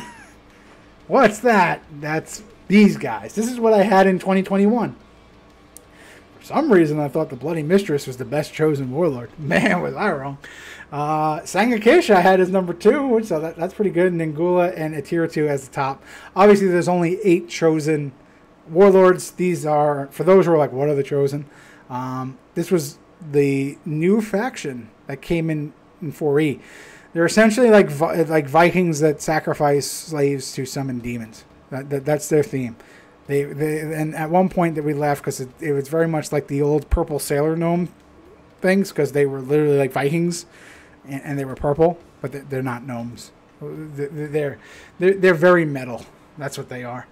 But so there's only 8 of their warlords. They were only there for the run of 4E. But this is what I had for top 4 and bottom 4. So let's take a look at what we have now. Not much really has changed. I don't think so. So I just, for the top 4, the order of the top 4 I think is interchangeable, but I have Atira2 as the best one, just because Atira2 can drop Eresh, and that's a deck in itself. We'll talk about Eresh, don't you worry. Sangakish, I myself have had success with Sangakish. It's a really good wizard control deck in the same vein as Nemesis, where in a sense like you're doing, there's a lot of synergies in your characters and you're really just trying to spell blitz and do crazy stuff like that as your offense. It's nowhere near as stable as Nemesis, but it's definitely the side quest version. So there's a lot to do with Sanga because he's still card draw. Card draw warlords are good. Ningula I still have in top 4. It's a level 5 canter. And has ability to boost up. There's some really good chosen characters that when they receive this boost become a problem. So I still have faith in Ningula. I do have a Ningula deck built. I will one day run it and show you that Ningula is very viable in Ancients. But Princess Eliza is also how I've been talking about Bards. Bards is like the new hotness in Ancients, folks. Bards are usually good. Princess Eliza is good for that reason too, but also just elegance and design really fit the faction theme, but also just straightforward like, hey, once returned, Viridian, non-stun Thrall. There's a lot of good targets for that. So she's just a very solid warlord. Probably not like an Ancients contender, but you can play an Eliza deck and do really good stuff with it, and she can pull the strings and things like that. It's really good. So I am very much a fan of that. Bloody Mistress is the best of the bottom 4. Ruesh Shan, there's like some crazy kooky things that people do with Ruesh Shan, but I just don't think any of them are good. Not a bad warlord, but Definitely, I would say it's 6th of the Chosen. And I think the other ones are just better. Galamrath seems like one of those ones where it's like, this is fine. You can run him as a support fighter and be good, but then it's just, he suffers a lot from the Chosen small card pool. And then Naram-Sin is just, it's the worst. I didn't like Naram-Sin when he came out in 4E as the first Warlord. I thought because it's so bad that you gain a class after working towards getting so many charges. It's inconsistency in how you build your deck. Because you can't really put too much to leverage that fighter class.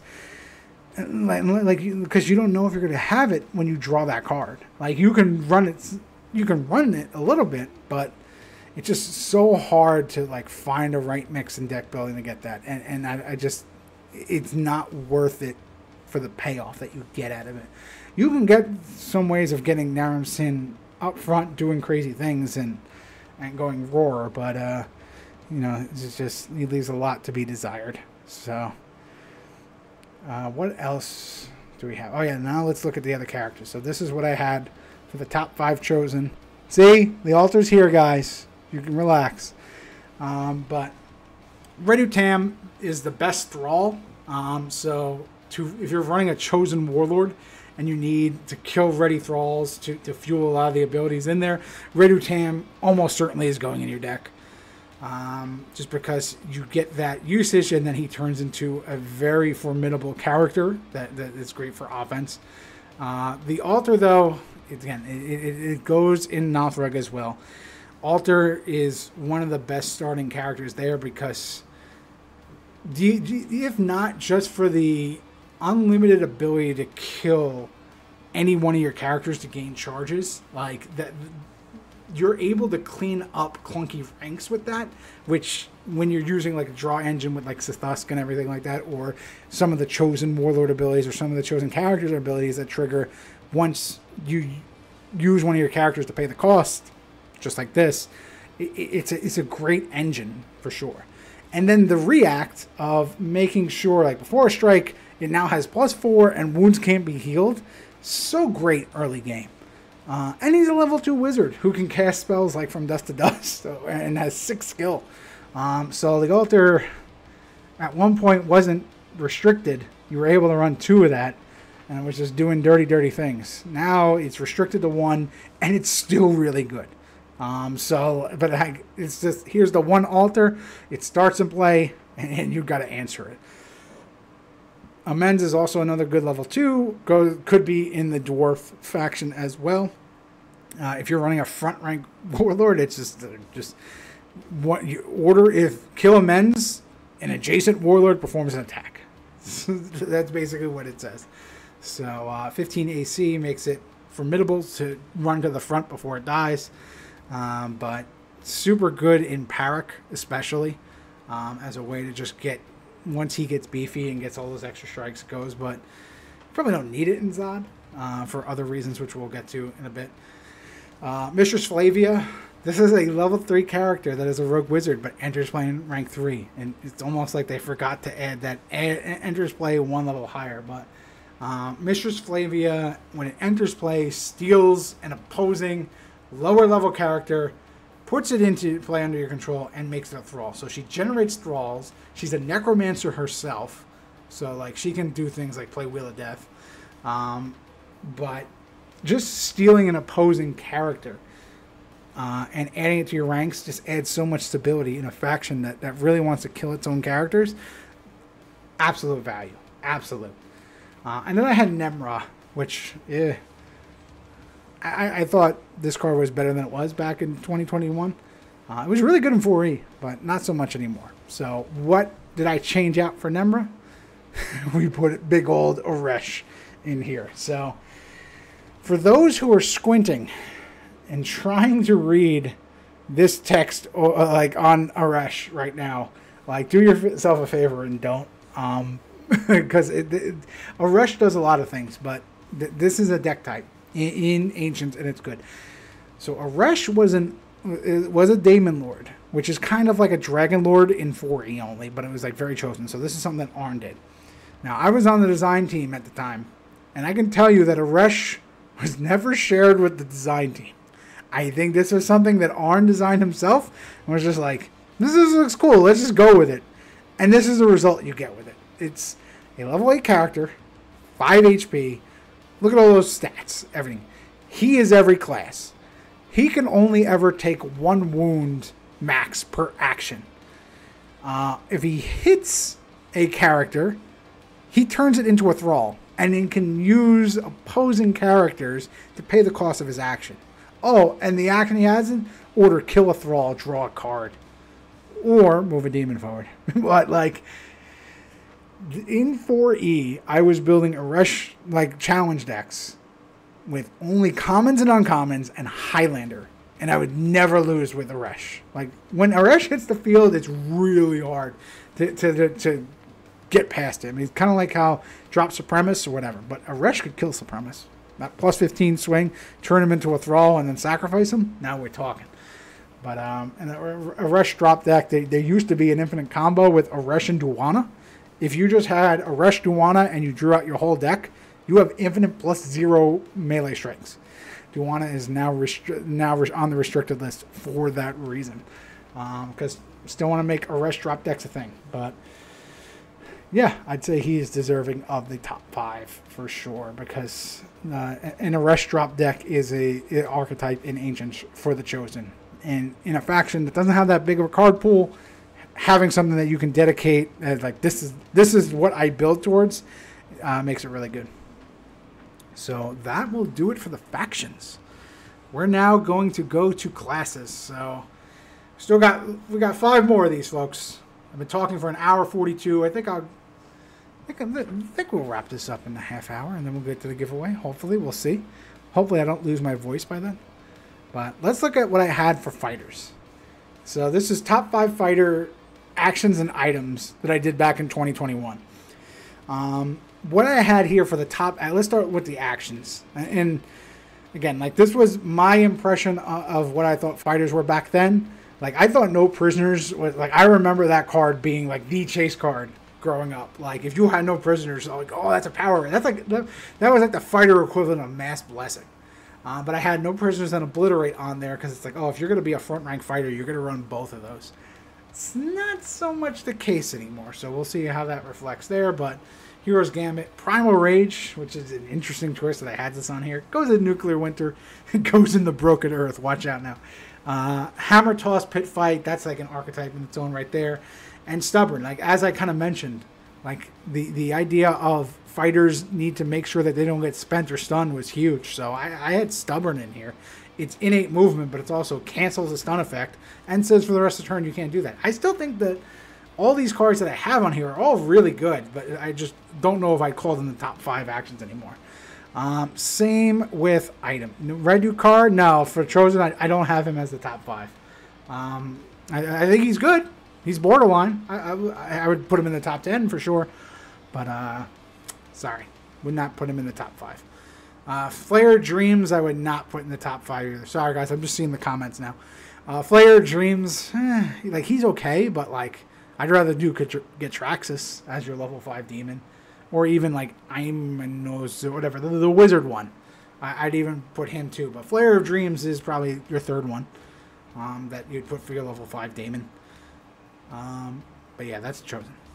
Fighter items. I had Greaves on here. Greaves is almost not part of the meta anymore, but it was so important in like back in the day because there were so many actions that spent or stunned you. Like if you were a front rank fighter, you needed Greaves or you lost to exhaustion. I don't think that's really the case anymore. So Giant Strength Potion, Excessus, that's in there for Chainsaw Winter, Ring of Piercing, and Darkhide Armor. Now, Darkhide Armor does not see a lot of play anymore. I still think Darkhide Armor is really good. So, like, I had this in 2021. I'm not going to include it in my top 5 for the update, but it still holds up. It is a VAC top 5. I'll say that. It is not the actual top 5. It's a VAC top 5. Kind of like how Sanguinal is not a top 5 elf in VAC's book. Like, Darkhide Armor is a top 5 fighter item. It deserves to see much more play because when you get, like, an Uber Zod or like an Uber Segrita, and then you put Darkhide Armor on it, and it's like you have to hit my 12 HP. Good luck. But let's see what we have. What would I change from this? I've gotten rid of no prisoners and just said obliterate. You don't need no prisoners, but obliterate for a front rank fighter you probably need. Hero's Gambit's still here, still really good. I've replaced Primal Rage with Loyalty's Reward. Just this goes in a lot of the draw engine decks. Goes in Sir Robert. Anything where you have like extra level 4 fighters floating around that aren't going to be doing much, having Loyalty's Reward to draw 2 cards is really good. So you know how people love playing Meet at the End? Like Meet at the End where you don't have to give your opponent a card? Really valuable. Nothrogs with Bokos, so that if you draw 1 Loyalty's Reward, you're going to get 4 cards out of it. It's really good. So I have that in 3. Hammer Toss Pit Fight still stays.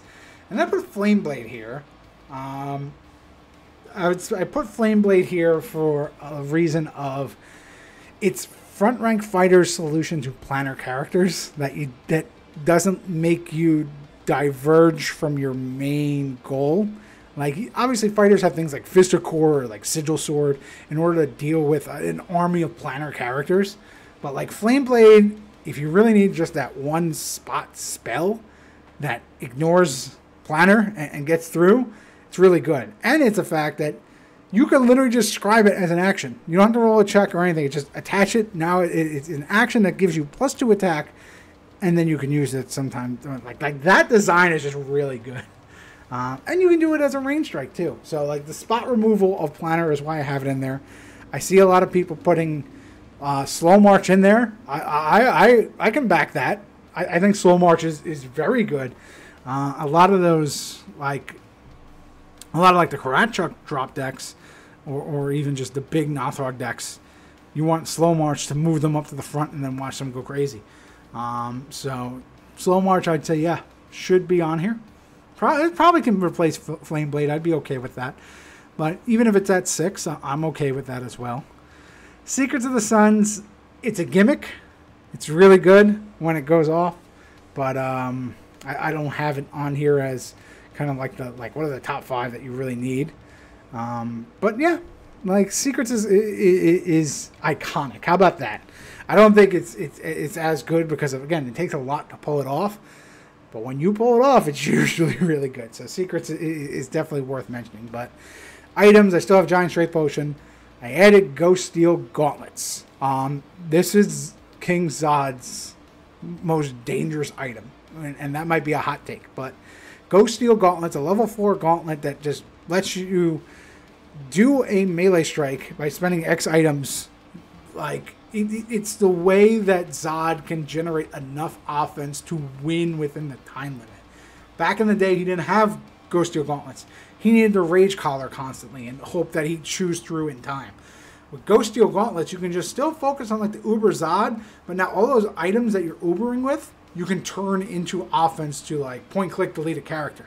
Because if you do like 25 strikes, chances are you've killed the opponent's every character with Zod. So it makes that time limit much more achievable for Zod.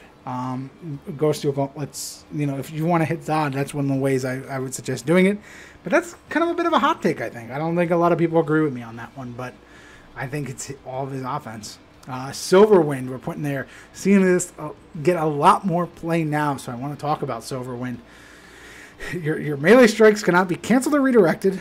Your melee strike rolls cannot be changed or re-rolled, and ignore critical failures. Your wounds from your melee strikes cannot be reduced. So basically, you're a front rank fighter, and all the counters that would be to your things like no. The only thing is it should ignore planner, and then it would be perfect. But Silverwind, I think a lot of people are playing it now with how much cancellation is now floating around, how much healing, like things like it has so much value and really shuts down certain deck types. So like Silverwind is starting to come back into Chic, and I like it. I like that we're back to the Silverwind meta. Ring of Piercing is still here. Ring of Piercing, again, is a deck archetype. Bershornin, drawing out its whole deck, puts this on. Every character that just cantripped a card as it entered play, you're using that to just fuel him swinging and like murdering your... Like he'll murder his own army, basically trade a character for you. And that's what Ring of Piercing will do. Duchess Brimmin can do that. The old fighter guild Duchess Brimmin, not the Brimmin of the Marches. Same thing. Ring of Piercing, all those characters that just drew cards for you. You just fuel them to do extra stuff. Monkey's Paw, yep. That's something that I could see coming on here as well. If we did a Monks and Mentalists, it definitely would be on there. But Monkey's Paw, King's Lady, Gerard's Heirloom, those are worth mentioning for fighters. Like if you're going to play big fighters and you want to put items on them, you can do that. But the item I want to talk about is Blood God's Bassinet. I feel like this just doesn't get enough attention, and I want to bring attention to it because it was very good in 4E for sure, and now people are starting to realize the power it has in Ancients. Like if you're playing an Uber fighter, this is the helm you want. It gives you 2 and 2 on stats is really good, but it gives you 2 extra HP as long as you're doing that, and it combos really well with War Spikes, which probably could be another 6-1 on here, increasing all numerals by 1. But Blood God's Bassinet, it's usually the difference between a Warlord that is, going Uber. Like, if it doesn't have Blood God's Bassinet, you almost feel like, hey, I think I might be able to do enough and kill it. But once the Blood Gods drops, it's now out of reach. That's what I've always felt playing against Uber, so I wanted to call out Blood God's Bassinet. Like, it's a very underappreciated card, but very good. So I'm having that in there for fighters. All right, let's go to... What do we got after? Did I not do Clerics first? I don't know why. I did fighters first. That's so weird. All right. I definitely have Clerics in here, but let's look at Rogues next. Because sure, why not? I swear Clerics are on here. Back in 2021, here's what I had for Rogues. Assassin's Arrow, Assassination. I said that they were the best in there. There's Threatened as a way of entering opposing ranks. Fast as the Wind to make sure your strikes can't be reacted to or during. And then it's also movement if you really needed that. We'll go to Vantage Point in a second, but Rapid Shot, like I mentioned with Sir Rollin, Assassin's Arrow Rapid Shot was like, there's your Yahtzee right there. So it's definitely worth mentioning. Vantage Point I put in here as a dark horse for sure. I am still big on Vantage Point for reasons that, like, Improved Invisibility is a really good card. But all you need is a level 1 non-Warlord Rogue, and you basically say, like, this character can't be targeted until the end of turn. So it stops a lot of the blitz pressure for any of your decks as long as you have a level 1 Rogue. So, like, let's say, for example, you were in a Medusan Lord challenge against Farum Far, who was the big old Nothrog who just had, like, 10 strikes. You play first action Vantage Point. Hey, you get to see next turn. That's huge, especially if you're trying to do whatever you're trying to do. You'll kill everything else around it, but you'll still live. And every time you draw Vantage Point with initiative, you'll see more turns. So, like, that's what I like about Vantage Point, and in certain decks where, like, you just need to move the game clock to like, all right, cool. I just need 3 turns, and then I auto-win with whatever. That's where Vantage Point's really good. But probably not in the top 5 anymore.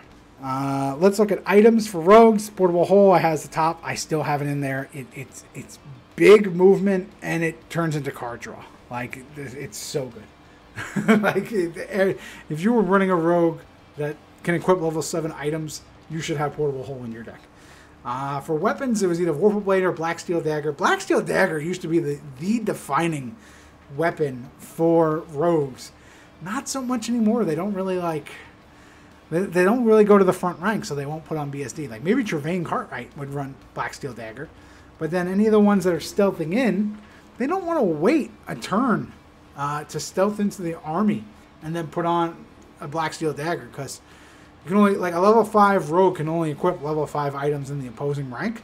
So, like, you're probably not going to play your Black Steel Dagger. You're going to play something else. Or just not even play a weapon at all. But it's still a really good card.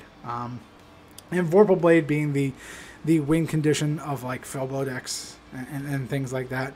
It's still worth noting here. I also have Mortar's Hide and Altus's Cloak.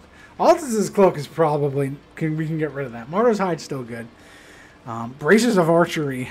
I mean, I look at that as, like, that was really good with Assassin's Arrow. because that gives you an extra wound. And if worst case scenario, it's an item that basically is essentially like an archer tower for your character. You know, maybe 2 less, but that's still really good. I had angel tears. I don't know why. What was I thinking? But let's see. What would I update now?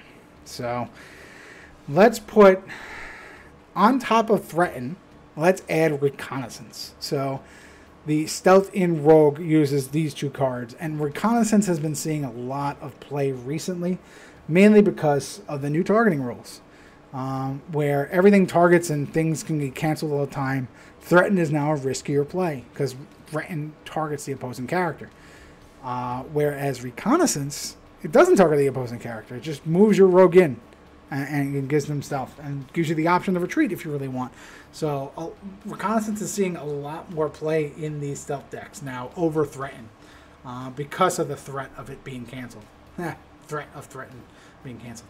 Assassin Arrows and Assassination I still have there. They're still really good, though. You probably don't even see Assassination anymore. You might see like Knife After Dark, too. Like, that's in there. I still have Fast to Wind. I still think, you know, if you're doing the stealth rogue, you should still have that in there. Prey the Hunter is in here. Prey on the Hunter is in here for the new targeting rules. So what this does is you're targeted with an action that does not produce a strike, cancel the action, and then you may perform it back at them. So with everything targeting now, like Prey the Hunter cancels Winter Warfare in case you wanted to do that. Like, that's really good. Or if you do something crazy, like if somebody like mental assaults you, you can just Prey the Hunter back on them. There's a lot of fun stuff on there. Prey the Hunter is very much in the same vein as Fascinate. Fascinate, like you're saying, Rodrigo. If you're running a rogue, you probably run Fascinate over Prey the Hunter. But if you're not if you're a bard, you're playing Fascinate. If you're not a bard, you're probably playing Prey the Hunter. Because Prey is just, there's no check on it.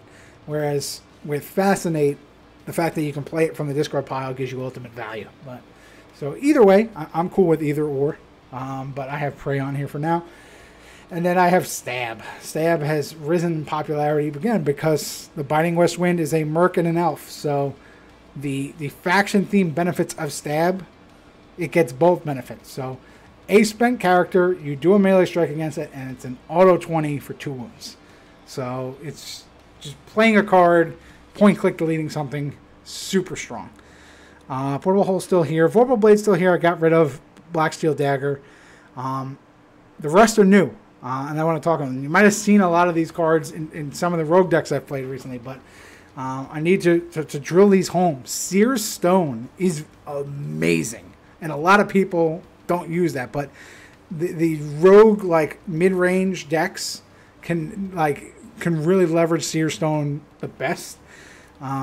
It's a traitless item, so doesn't fit, like, it's not a weapon, it's not an armor, it's nothing. It's just, here's an item that gives you innate stealth +7. And then if you're running it as putting it on a support character, you spend order and all your characters have stealth +5. So like every single, your army is now super defensive and really hard to crumble. Like if you already had your army built, Seer Stone closes the door. And not a lot of people do that anymore. We will get to that, Rodrigo. It's in the next, well, it should have been the first one. It's under Clerics. We'll talk about that. But yeah, so that's Seer Stone. Makes everything super strong. Sharkbone Bow is the bow of choice for the same reason that Peyton Latham is now being dangerous. The spend order to go and shoot an additional rank and then have any other bonuses that you want on top of it makes it so that a character with the bow is a threat to anything. Or if you really need to, say, snipe a pesky altar from rank 2, you can now do that with Sharkbone Bow and get your +3 shot there. So seeing a lot more. I'd say this is like the bow of choice for utility. So if someone wanted to argue that Sharkbone Bow should be off for something else, sure, I'm okay with that. But I've been seeing a lot of value out of it, but not as much value out of like Farglass and Unseen Arrow. They're on here too. They're both interchangeable. But if you're running a range strike based rogue deck, you need to have Farglass and Unseen Arrow because they make it so the one range strike you get is now going to be for the win. Because even if you have like just Farglass, you marksmanship for an extra wound, discard it for an extra wound, you're now shooting for 3 wounds, that's killing most Warlords. Add Unseen Arrow is another way to just kind of add in that silver bullet. Because rogues have now gone from like the Rapid Shot Assassin Arrow Yahtzee to I'm just going to hit you for 4 wounds in one shot, let's say. Or exactly however many I need. Just going to silver bullet you. And that's it from far away. So that's kind of where range strike rogues have evolved into now. Then here we go. We're at clerics. There we go. We got there. I will pause for a drink. And now we're back at it. So, clerics. Should have gamed first because C is first alphabetically, but for some reason I didn't put it there. This is what I had for 2021. I had Mass Blessing as the top. I'm still feeling very strongly about that. Veil Passing, Seize Life, Tree Walk, Premonition, like those are all really good.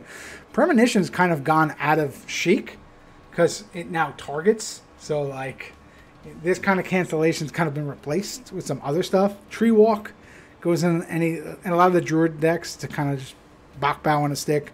Seize Life is the go-to healing because it just says my character's going to stay till the next turn. And Veil Passing, very important in terms of cancellation.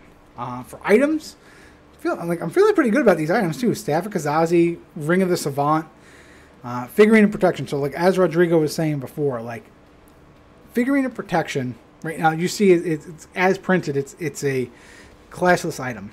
They've been errated to be the class of the character that they are. So the Figurine of Protection is a Cleric.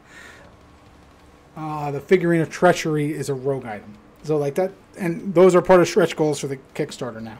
But the figurines are a way for you to balance your deck building abilities to have more characters than you need, or that you can run. Because right now, like if you're running a 50 card deck, you have 19 characters in your deck, plus the 6 in your starting army. So you have that 19 versus 25 ratio in your draw deck to start the deck.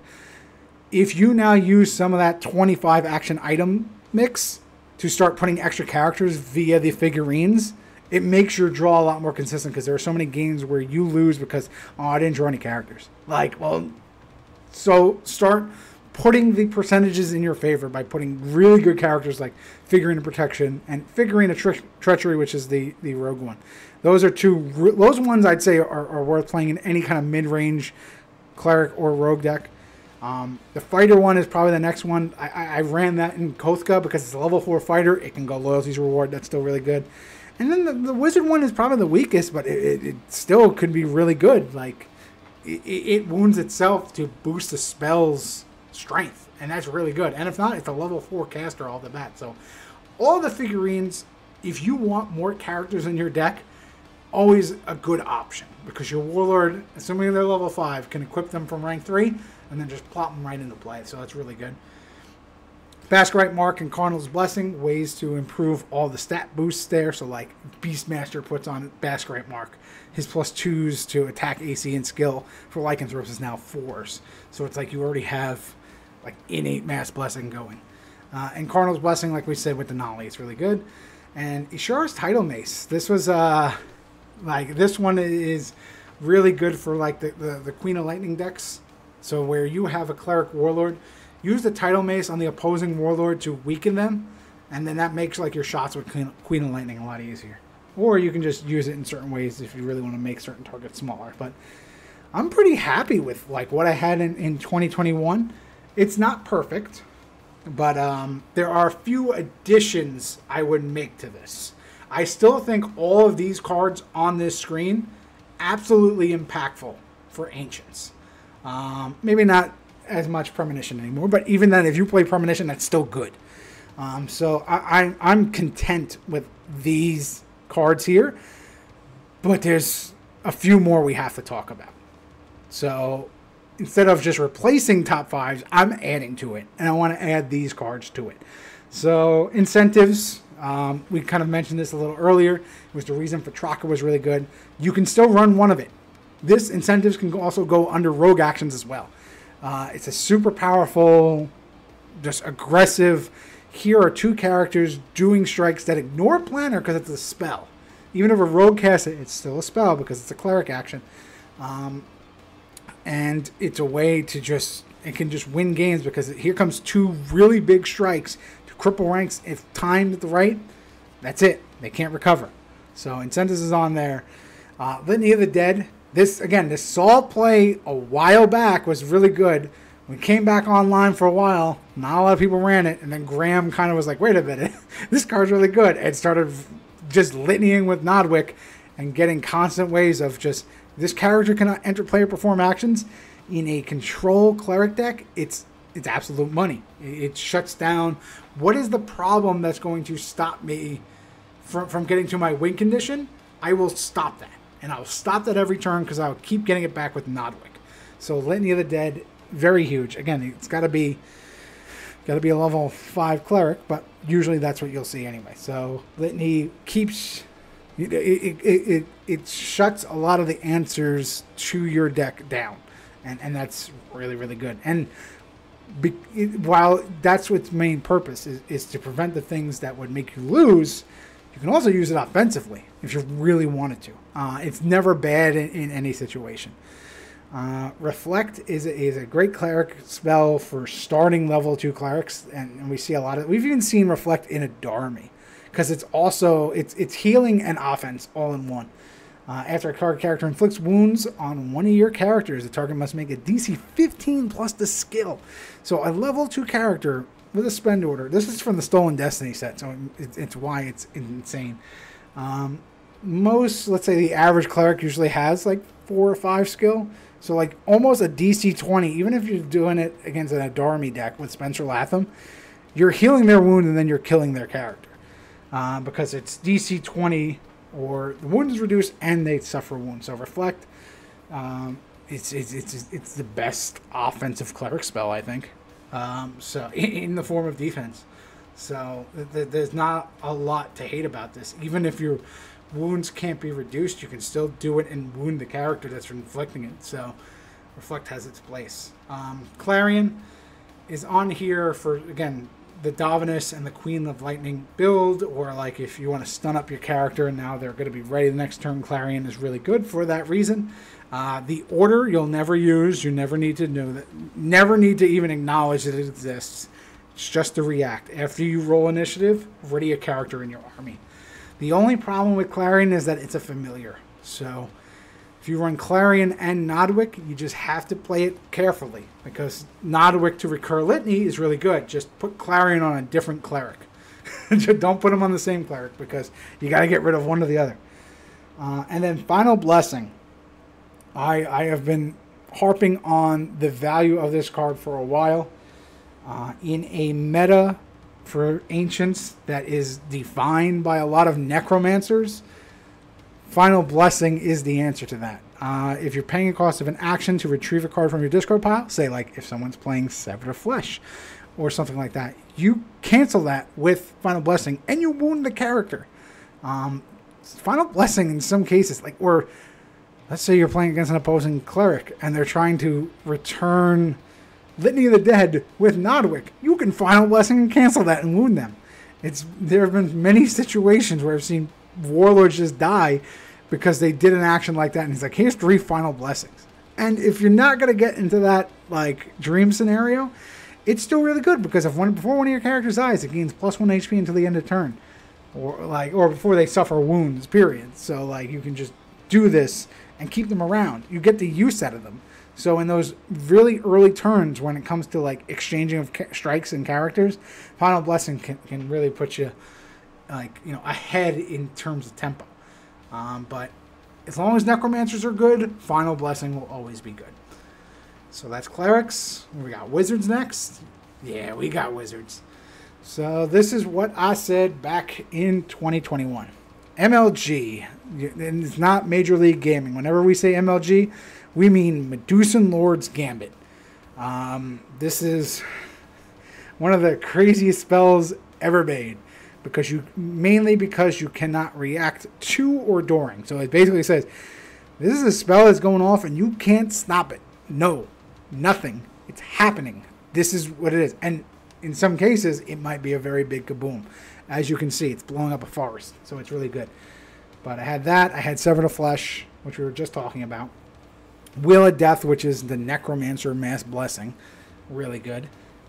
Fell Blow. We talked about that before. And then I had every Order Strike spell. Because I think what I said in 2021 is just take these 4 cards, multiply them by 3, and you already have most of your deck built. And that's still kind of true. If you really want to do like a spell blitz deck, like if you want like start Sanguinel and then put like times 3 of these 4, and then times 3 of this, like that's all. But you know you're 10 cards away from having your deck built, or your access and items anyway, which you can get from these bottom ones down here. Speaking of items, Ring of Blasting. This is the way that, like, Ring of Blasting with MLG, it's how you can kill a Zod with 1 spell right away. In Sanguinel, I run 1 of the Ring of Blasting, so you get, like, 1 big spell off and just kaboom their Warlord if you really need it, if you need the Silver Bullet. Same reason that, like, Farglass and Unseen Arrow are like, worthy rogue items. This epic, the Stolen Destiny item here for Ring of Blasting is really good because you boost up the DC or the bonus to your strike. That's going to win you the game. Now, there's a big drawback with this, and you can only run 1 of this because your characters get -3 attack. But like if you were like Adonis the Kozner, you don't really care. You're not doing much offense yourself. Like you're just trying to survive until you get your MLG off, and Ring of Blasting will be the way that you do enough wounds. Staff of Secrets, like I mentioned, this is the reason why Regent is bad. And that's just how it will be. Wand of Negation, just turn off an item until the end of turn. Glyph of Fate, auto 20 for your next roll. And then I had like Dithanus Mantle or Helm of Undying, but really Helm of Undying is really the winner here. But like Dithanus' Mantle is like the poor man's Helm of Undying.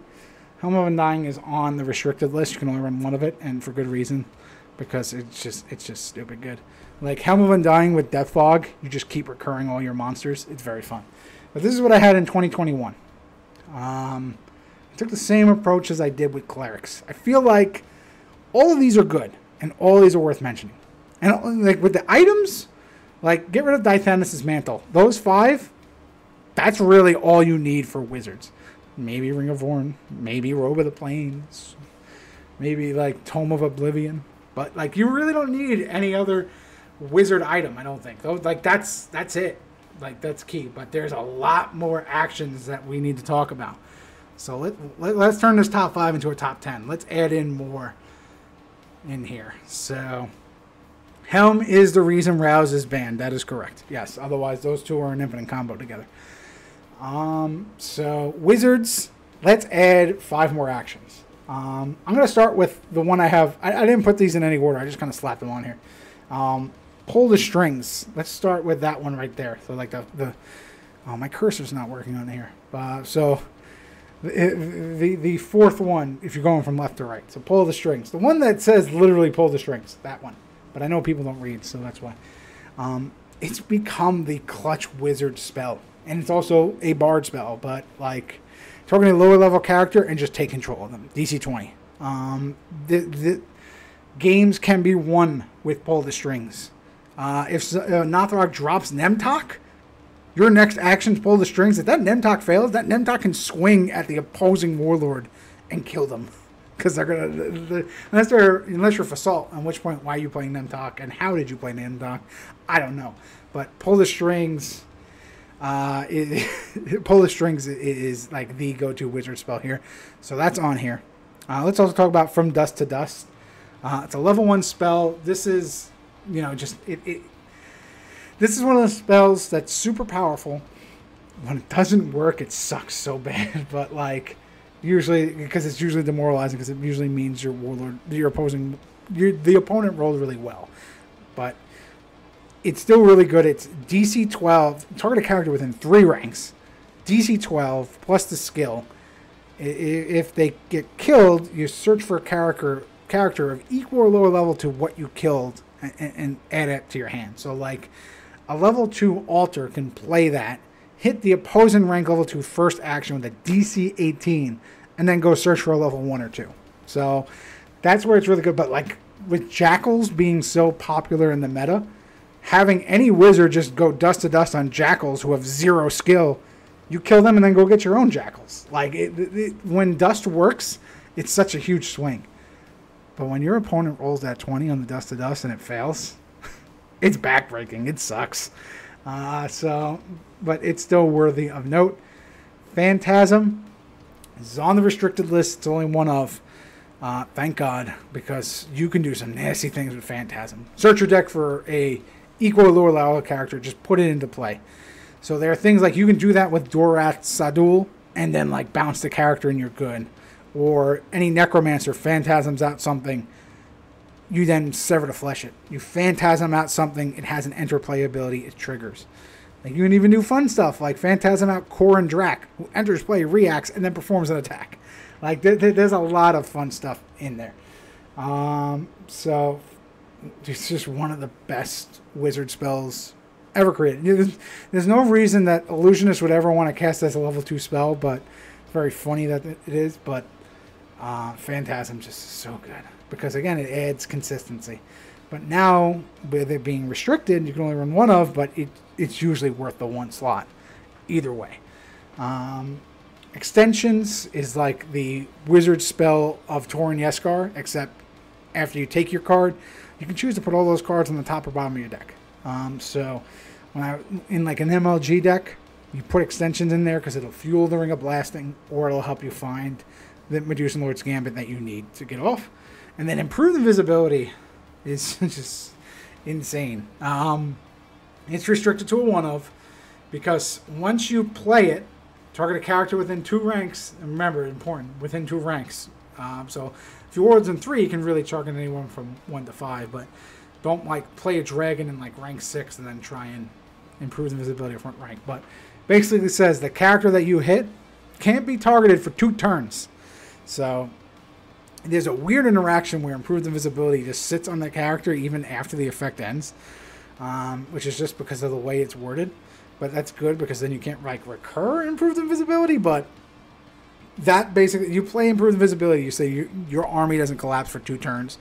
It's so valuable. It's so valuable. So as a 1 of, it's still worth it. Because if like let's say your opponent is a silver bullet deck and you just need 2 more turns to add to the game clock, target your Warlord, hit improved invisibility, my Warlord can't die. My Warlord won't do any actions. I can't target other characters for the next 2 turns, but it doesn't matter because I don't need them. My win conditions, everything else. So that's Wizards. We have 1 more to go, and if you've held on for this long, you're a trooper. Classless. We need to talk about some classless stuff. So this is what I had in 2021. Exhaustion is still very defining of the meta. Playing around the existence of this card alone is really good because it's not level capped. It's just any character can spend you, or any character can cancel an action if you did something well spent. So that's there. Stolen Destiny, for the same reason that Pull the Strings is good, this level 1 Stolen Destiny action could just flat out win you a game. You Stolen Destiny and opposing Karatchuk, and like that's it. Bye-bye. Back Alley Tavern I had on here for the anti-draw, but also kind of fueling your own draw.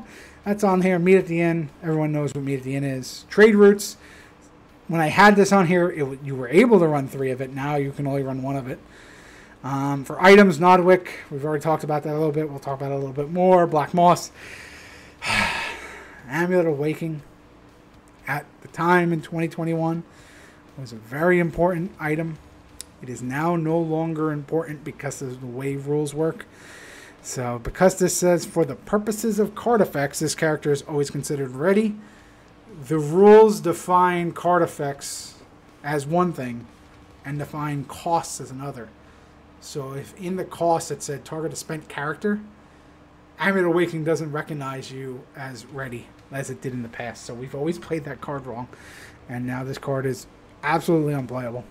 And it's an absolute travesty. I want us to just be able to play the old Amulet Awakening again.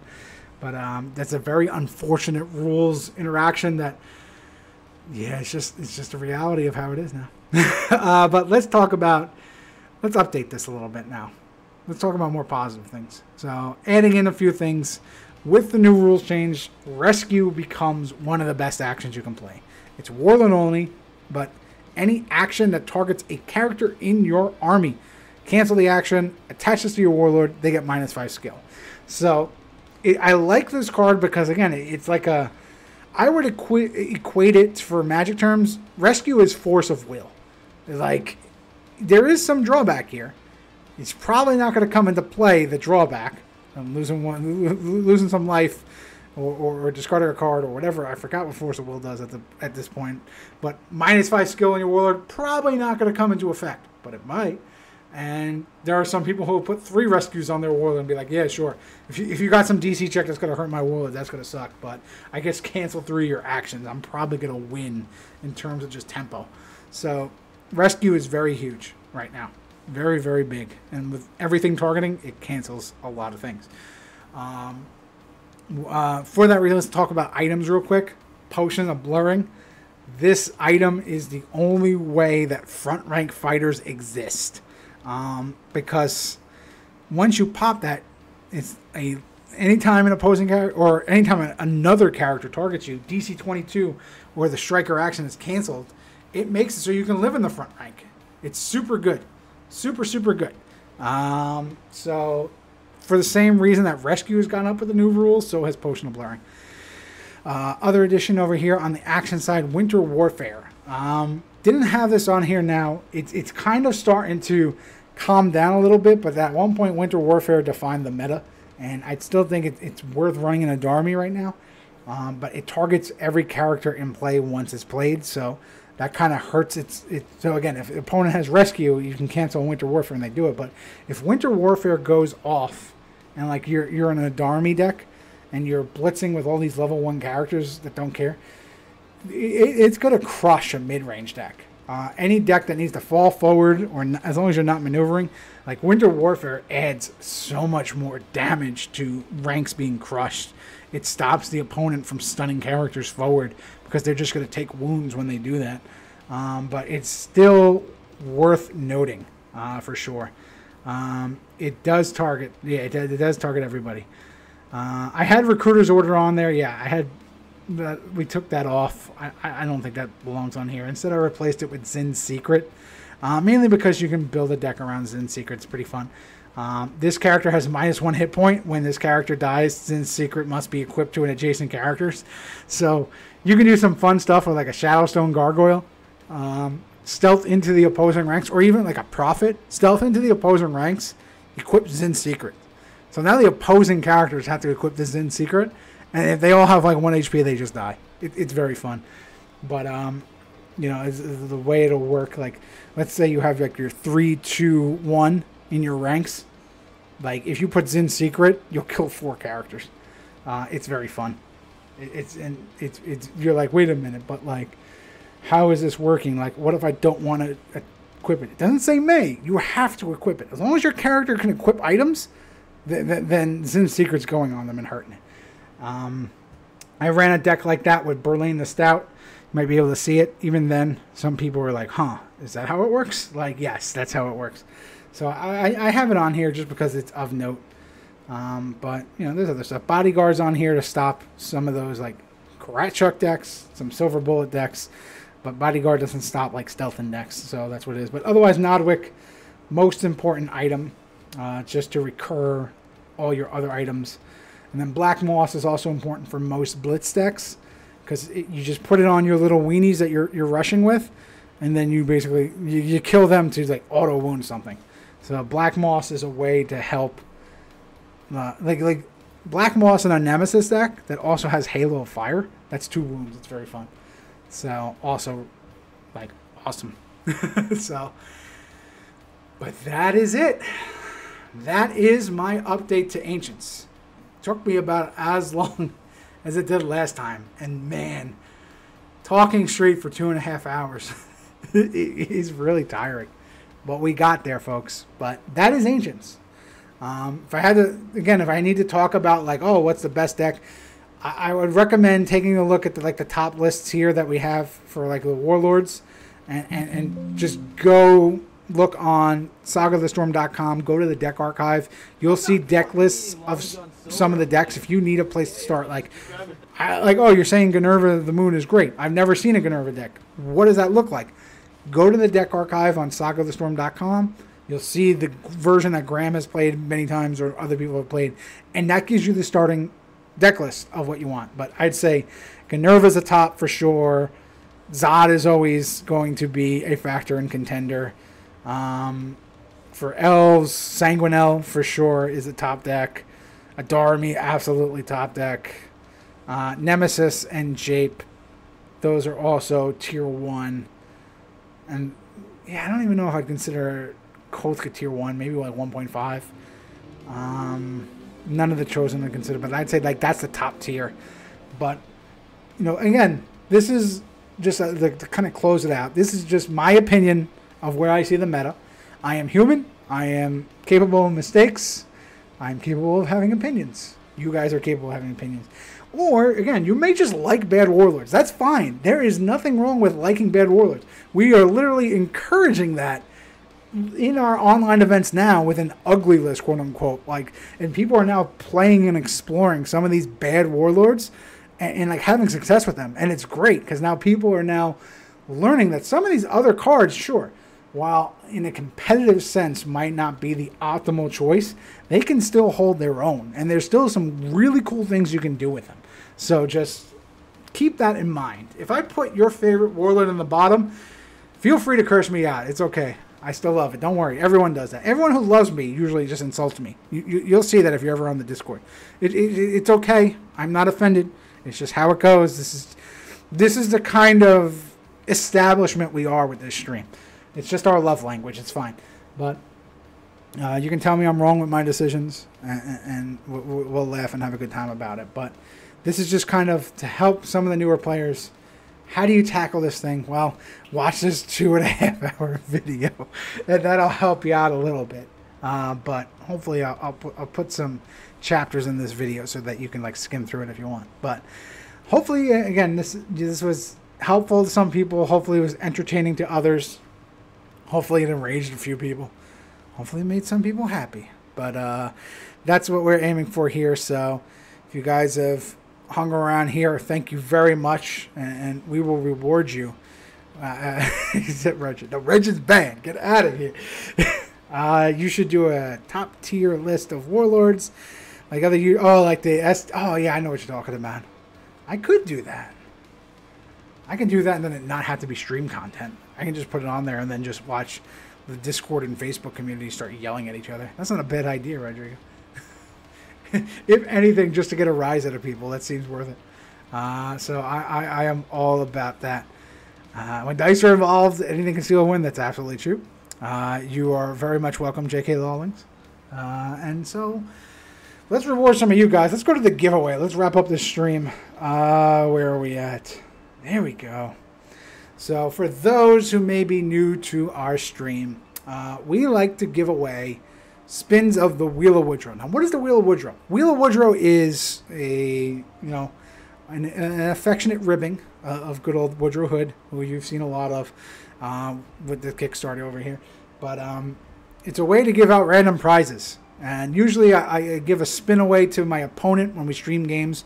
We will do that again, I swear. I will stop talking about Warlord and I'll actually be playing Warlord on here, I promise. But we usually give one away there, and then we give away one to the audience. But since I had no opponent this time, we're giving away 2 spins to the audience members. So, let me make sure first that Nightbot is actually working. Okay, it is. It is working, and we will get this up and running. If I put it in the right place. I think that's the right place. So, let's see. If you have said anything in the last 20 minutes, you will see your name on the list over here. So anything over here, your name is on that list. You have said something in chat in the last 15 minutes. And congratulations, you are now eligible. If you don't see your name on here, you just got to type something into chat, and then you'll be eligible for the role. We'll see how it goes, and we'll go from there. So that's really all you have to do. So we are going to now spin it.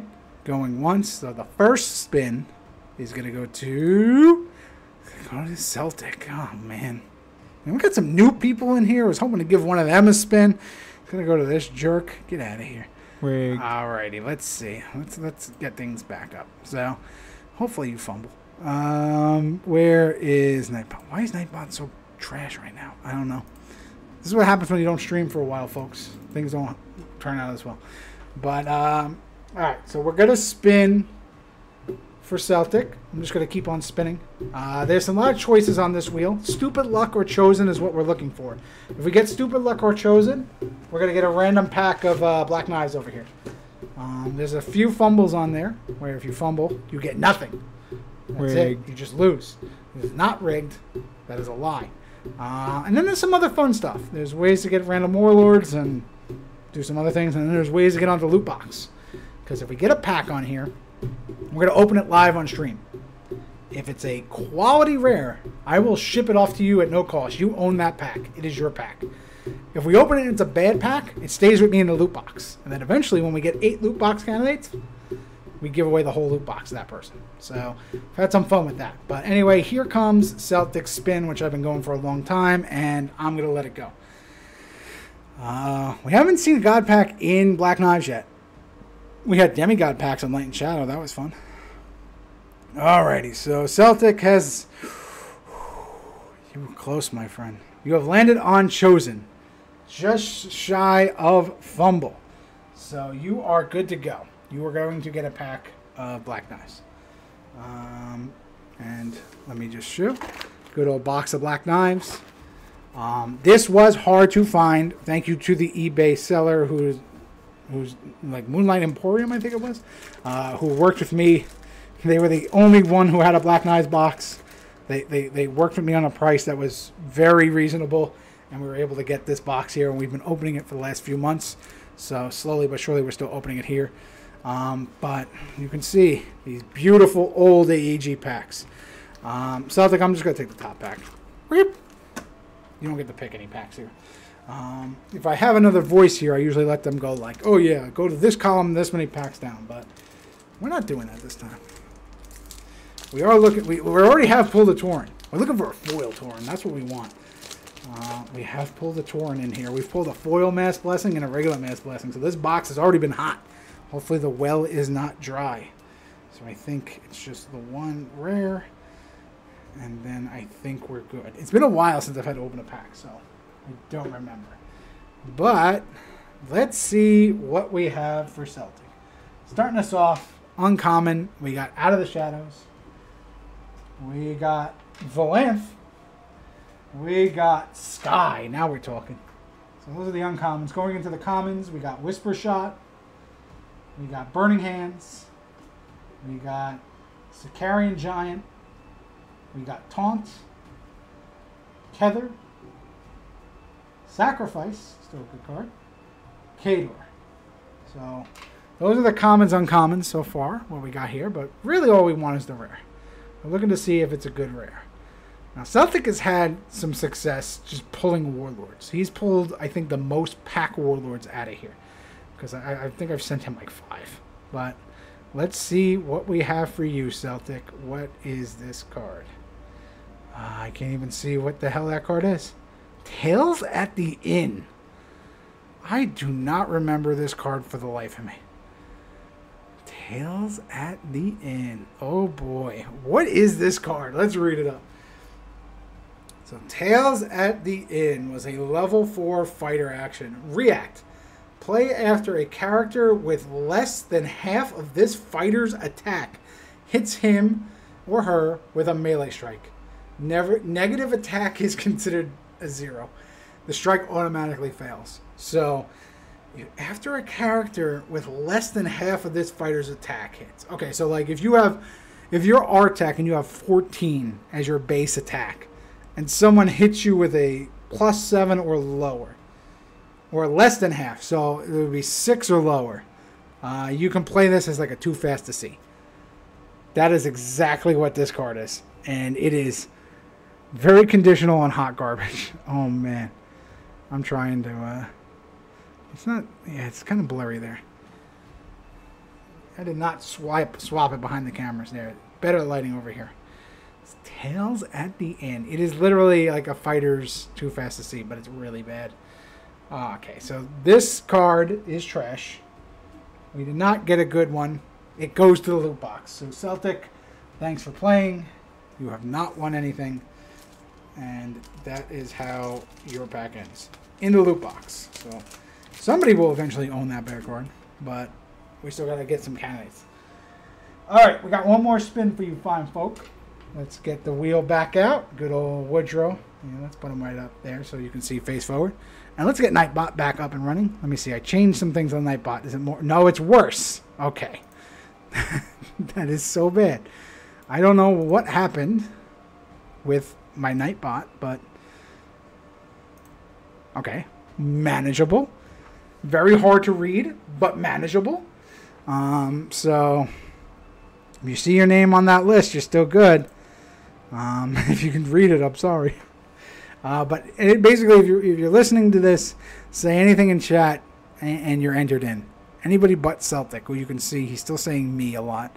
He cannot win again. His name is checked off the box. See? He is not eligible. We have not marked him as eligible. So we are going to see who gets it other than him. So let's re-roll it. It's going to Child of Fury. There we go. That's a new name. Happy to see a new person. Yeah, you really want it. There you go. Awesome. You're going to get the spin, bud. So let's see. Let's get this Nightbot out of the way. And we are going to wind this wheel up. I'm just going to keep going for a while. I'm having luck like just doing this. Usually I X with like water trap tokens. Beats me, Zant. I have no idea. But damn. How dare you insult Nightbot like that? Let's see what we got for you, Child of Fury. Letting go. Why is the light really bad on this? Okay, there we go. Let's see. Where will the wheel of Woodrow stop? Nobody knows. Oh, you danced around that fumble, and you have landed on Stupid Luck. So that means we get another pack. There we go. Stupid Luck and Chosen mean the same pack. There's two different things, because at one point we had like different sets in here. Like I had like just a random assortment of packs from like 6 different sets. So like if you land on Stupid Luck, you get a random pack. If you land on Chosen, you get to choose which pack you want.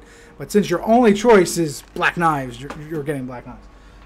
So that's how that goes. Let's get rid of the wheel. The wheel is done for now. And we are going to go find a pack for you, Child of Fury. Let's go. I want to show on camera which one I'm getting. Let's grab this one. This one feels good. I'm not doing a switcheroo. Pay no attention to the man behind the curtain. The box is now locked. So there you go. There's no such thing as that anymore. Let's get rid of that. Pack's still here. We are going to get crack-a-lackin'. That sounds good. We'll be able to hear packs opening soon. That's right, Woodrow and Josh. Get to it. Be good to open packs again. I've been doing it on this stream for a while now. But now I won't have to find all these ancient boxes that have marked up prices because of young entrepreneurs that want to vulture on the secondary market. But man, after Black Knives though, we do have packs of Call to Arms, which we're going to do. So once we get through this box, we're going to get to that too. It'll be fun. But let's see what we got for you. Child of Fury. Starting us off with the uncommons. We got Healing Potion. We got Flame Arrows. That was a good one. Charm Person. Then commons, we got Overhand Block. Sir Uwain. Crush. Pike. Distraction. Gruxth. Gruxth's good. And Summon Imp. So far, not a bad pack. Come on. Trying to get to now. Here is the rare. So this will determine if this is a winner or loser for you. If it's a bad rare, it's going to the loot box and you get nothing. If it's a quality one, you're going to have to send me a message because I'm going to have to mail it to you. But let's see. What do we got? We got Allison Dressa. Okay. This will be an interesting discussion. Good old Allison Dressa. Showing that on screen for a while. Man, if this was like 2001, you'd be real excited. Well, I just dropped it. Hold on, I gotta go find this. Oh my god, it fell in the corner. Hold on. We will be right back. Oh my god, I've gotta get this card. We found it. That card fell behind every single wire I have that hooks up to the cameras, to my tower, and like there was no way I can get it. But sorry. She came back. It's still Alison Dressa. Alright, let's read her up. So Alison Dressa is a level 4 rogue. She's an elf. 15 AC, 5 skill, 3 HP. That is really good for a elf to be a level 4 character that gives you some stability. Well, I like it, but she merely has spend order, perform 2 + 4 range strikes. So back in the day, she was like a staple in like every elf deck just because 3 HP. I'm going to survive. That's good. If she was a wizard, I think she would still see play now. But as a rogue, she really hasn't been seeing too much play. Chat, what do you think about Alison Dressa? Do you think it's a win or do you think it's a lose? Let me see what you all are saying. Nah. Winner, kinda. Good one. Good back in the day. 3 HP wizard is still good. I wish it was a wizard as a rogue, though. I think it could be good, decently high skill, plenty of health. Could be good way to shoot off your opponents in second rank. Yeah, like if you're running like an elf rogue and you want to put Alison Dressa in here as a way to like soup up your army, she can receive a portable hole and then get some shots off and still be good. That would be fine. Resto just said comma. I don't know what that means. Fat whiff. Ooh, Witherstench saying like no. Used to play her. For a new player, I would say it's a win. That's true. So, Child of Fury, what do you think? You think that she's a win? Because I'd say she's borderline. I think if she was a foil, I think it would be a no-brainer. But I have not seen a lot of decks run Alison Dressa recently. Like, if you go onto the deck archive, we will not find one deck that has Alison Dressa in here, even though she does have 3 HP. I might be biased, but I think it's a win. All right, I'll tell you what. Since we're favoring the new folk here, you see all the rumors of like all these veterans are talking shit on the new players, and they think that we're stealing. No, we appreciate new players. I will give you the new viewer bias here, and I will call this a W. So all you gotta do, shoot me a message on Discord, on Facebook, or I don't know how you found me, but however you found this stream, shoot me a message. You can just even message me on Twitch. Let me know your address, and I'll get this off to you. We'll give this one a win. It's borderline. If that was Celtic, I'd tell Celtic to go screw. But for you, we'll give that a W. So we'll make it happen. I'll make a deck to highlighter. There we go. That's the spirit. All right, deal. We have a deal. So that's a W for you. Shoot me your info, and I'll get that off to you. But that will do it for the stream. So I'd like to thank everybody who came, anyone who gifted out subs. Your sub funds help fund things like this box of Black Knives. I take none of the money for myself. I'm actually putting a lot of the money into this Kickstarter so that I have packs of 5E to give away once that time comes. So look for that, according to them, October. Hopefully they stick to their timelines. But good old Kingswood Games, if they know there's anything, it's every day is Q4 2022. Or 2023, I should say. Who knows anymore? Just know that they're always late. But prove me wrong, Joshua Woodrow. Prove me wrong. But eventually we'll be opening some new stuff here. When 5e comes out, how often will you use older boxes on stream? I'll start with 5e. When it's a new thing, I'll have a couple of booster boxes that I'll use for sure. If we can get older stuff, I'll use it. Like right now, I've done no repeat packs. We've done like counterattack, we did sneak attack, we did Saga, we did Tooth and Claw, we did Light and Shadow, we did Dominance. So I'm like, in Black Knives is another one.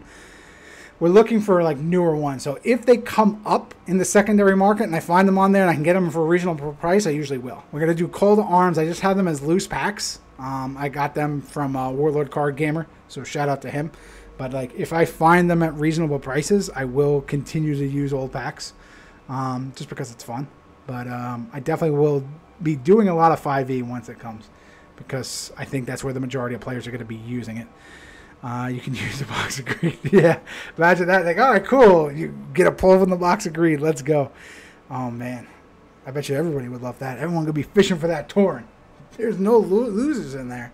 No, there's a few losers. You can get like Spencer Latham. It's like, why?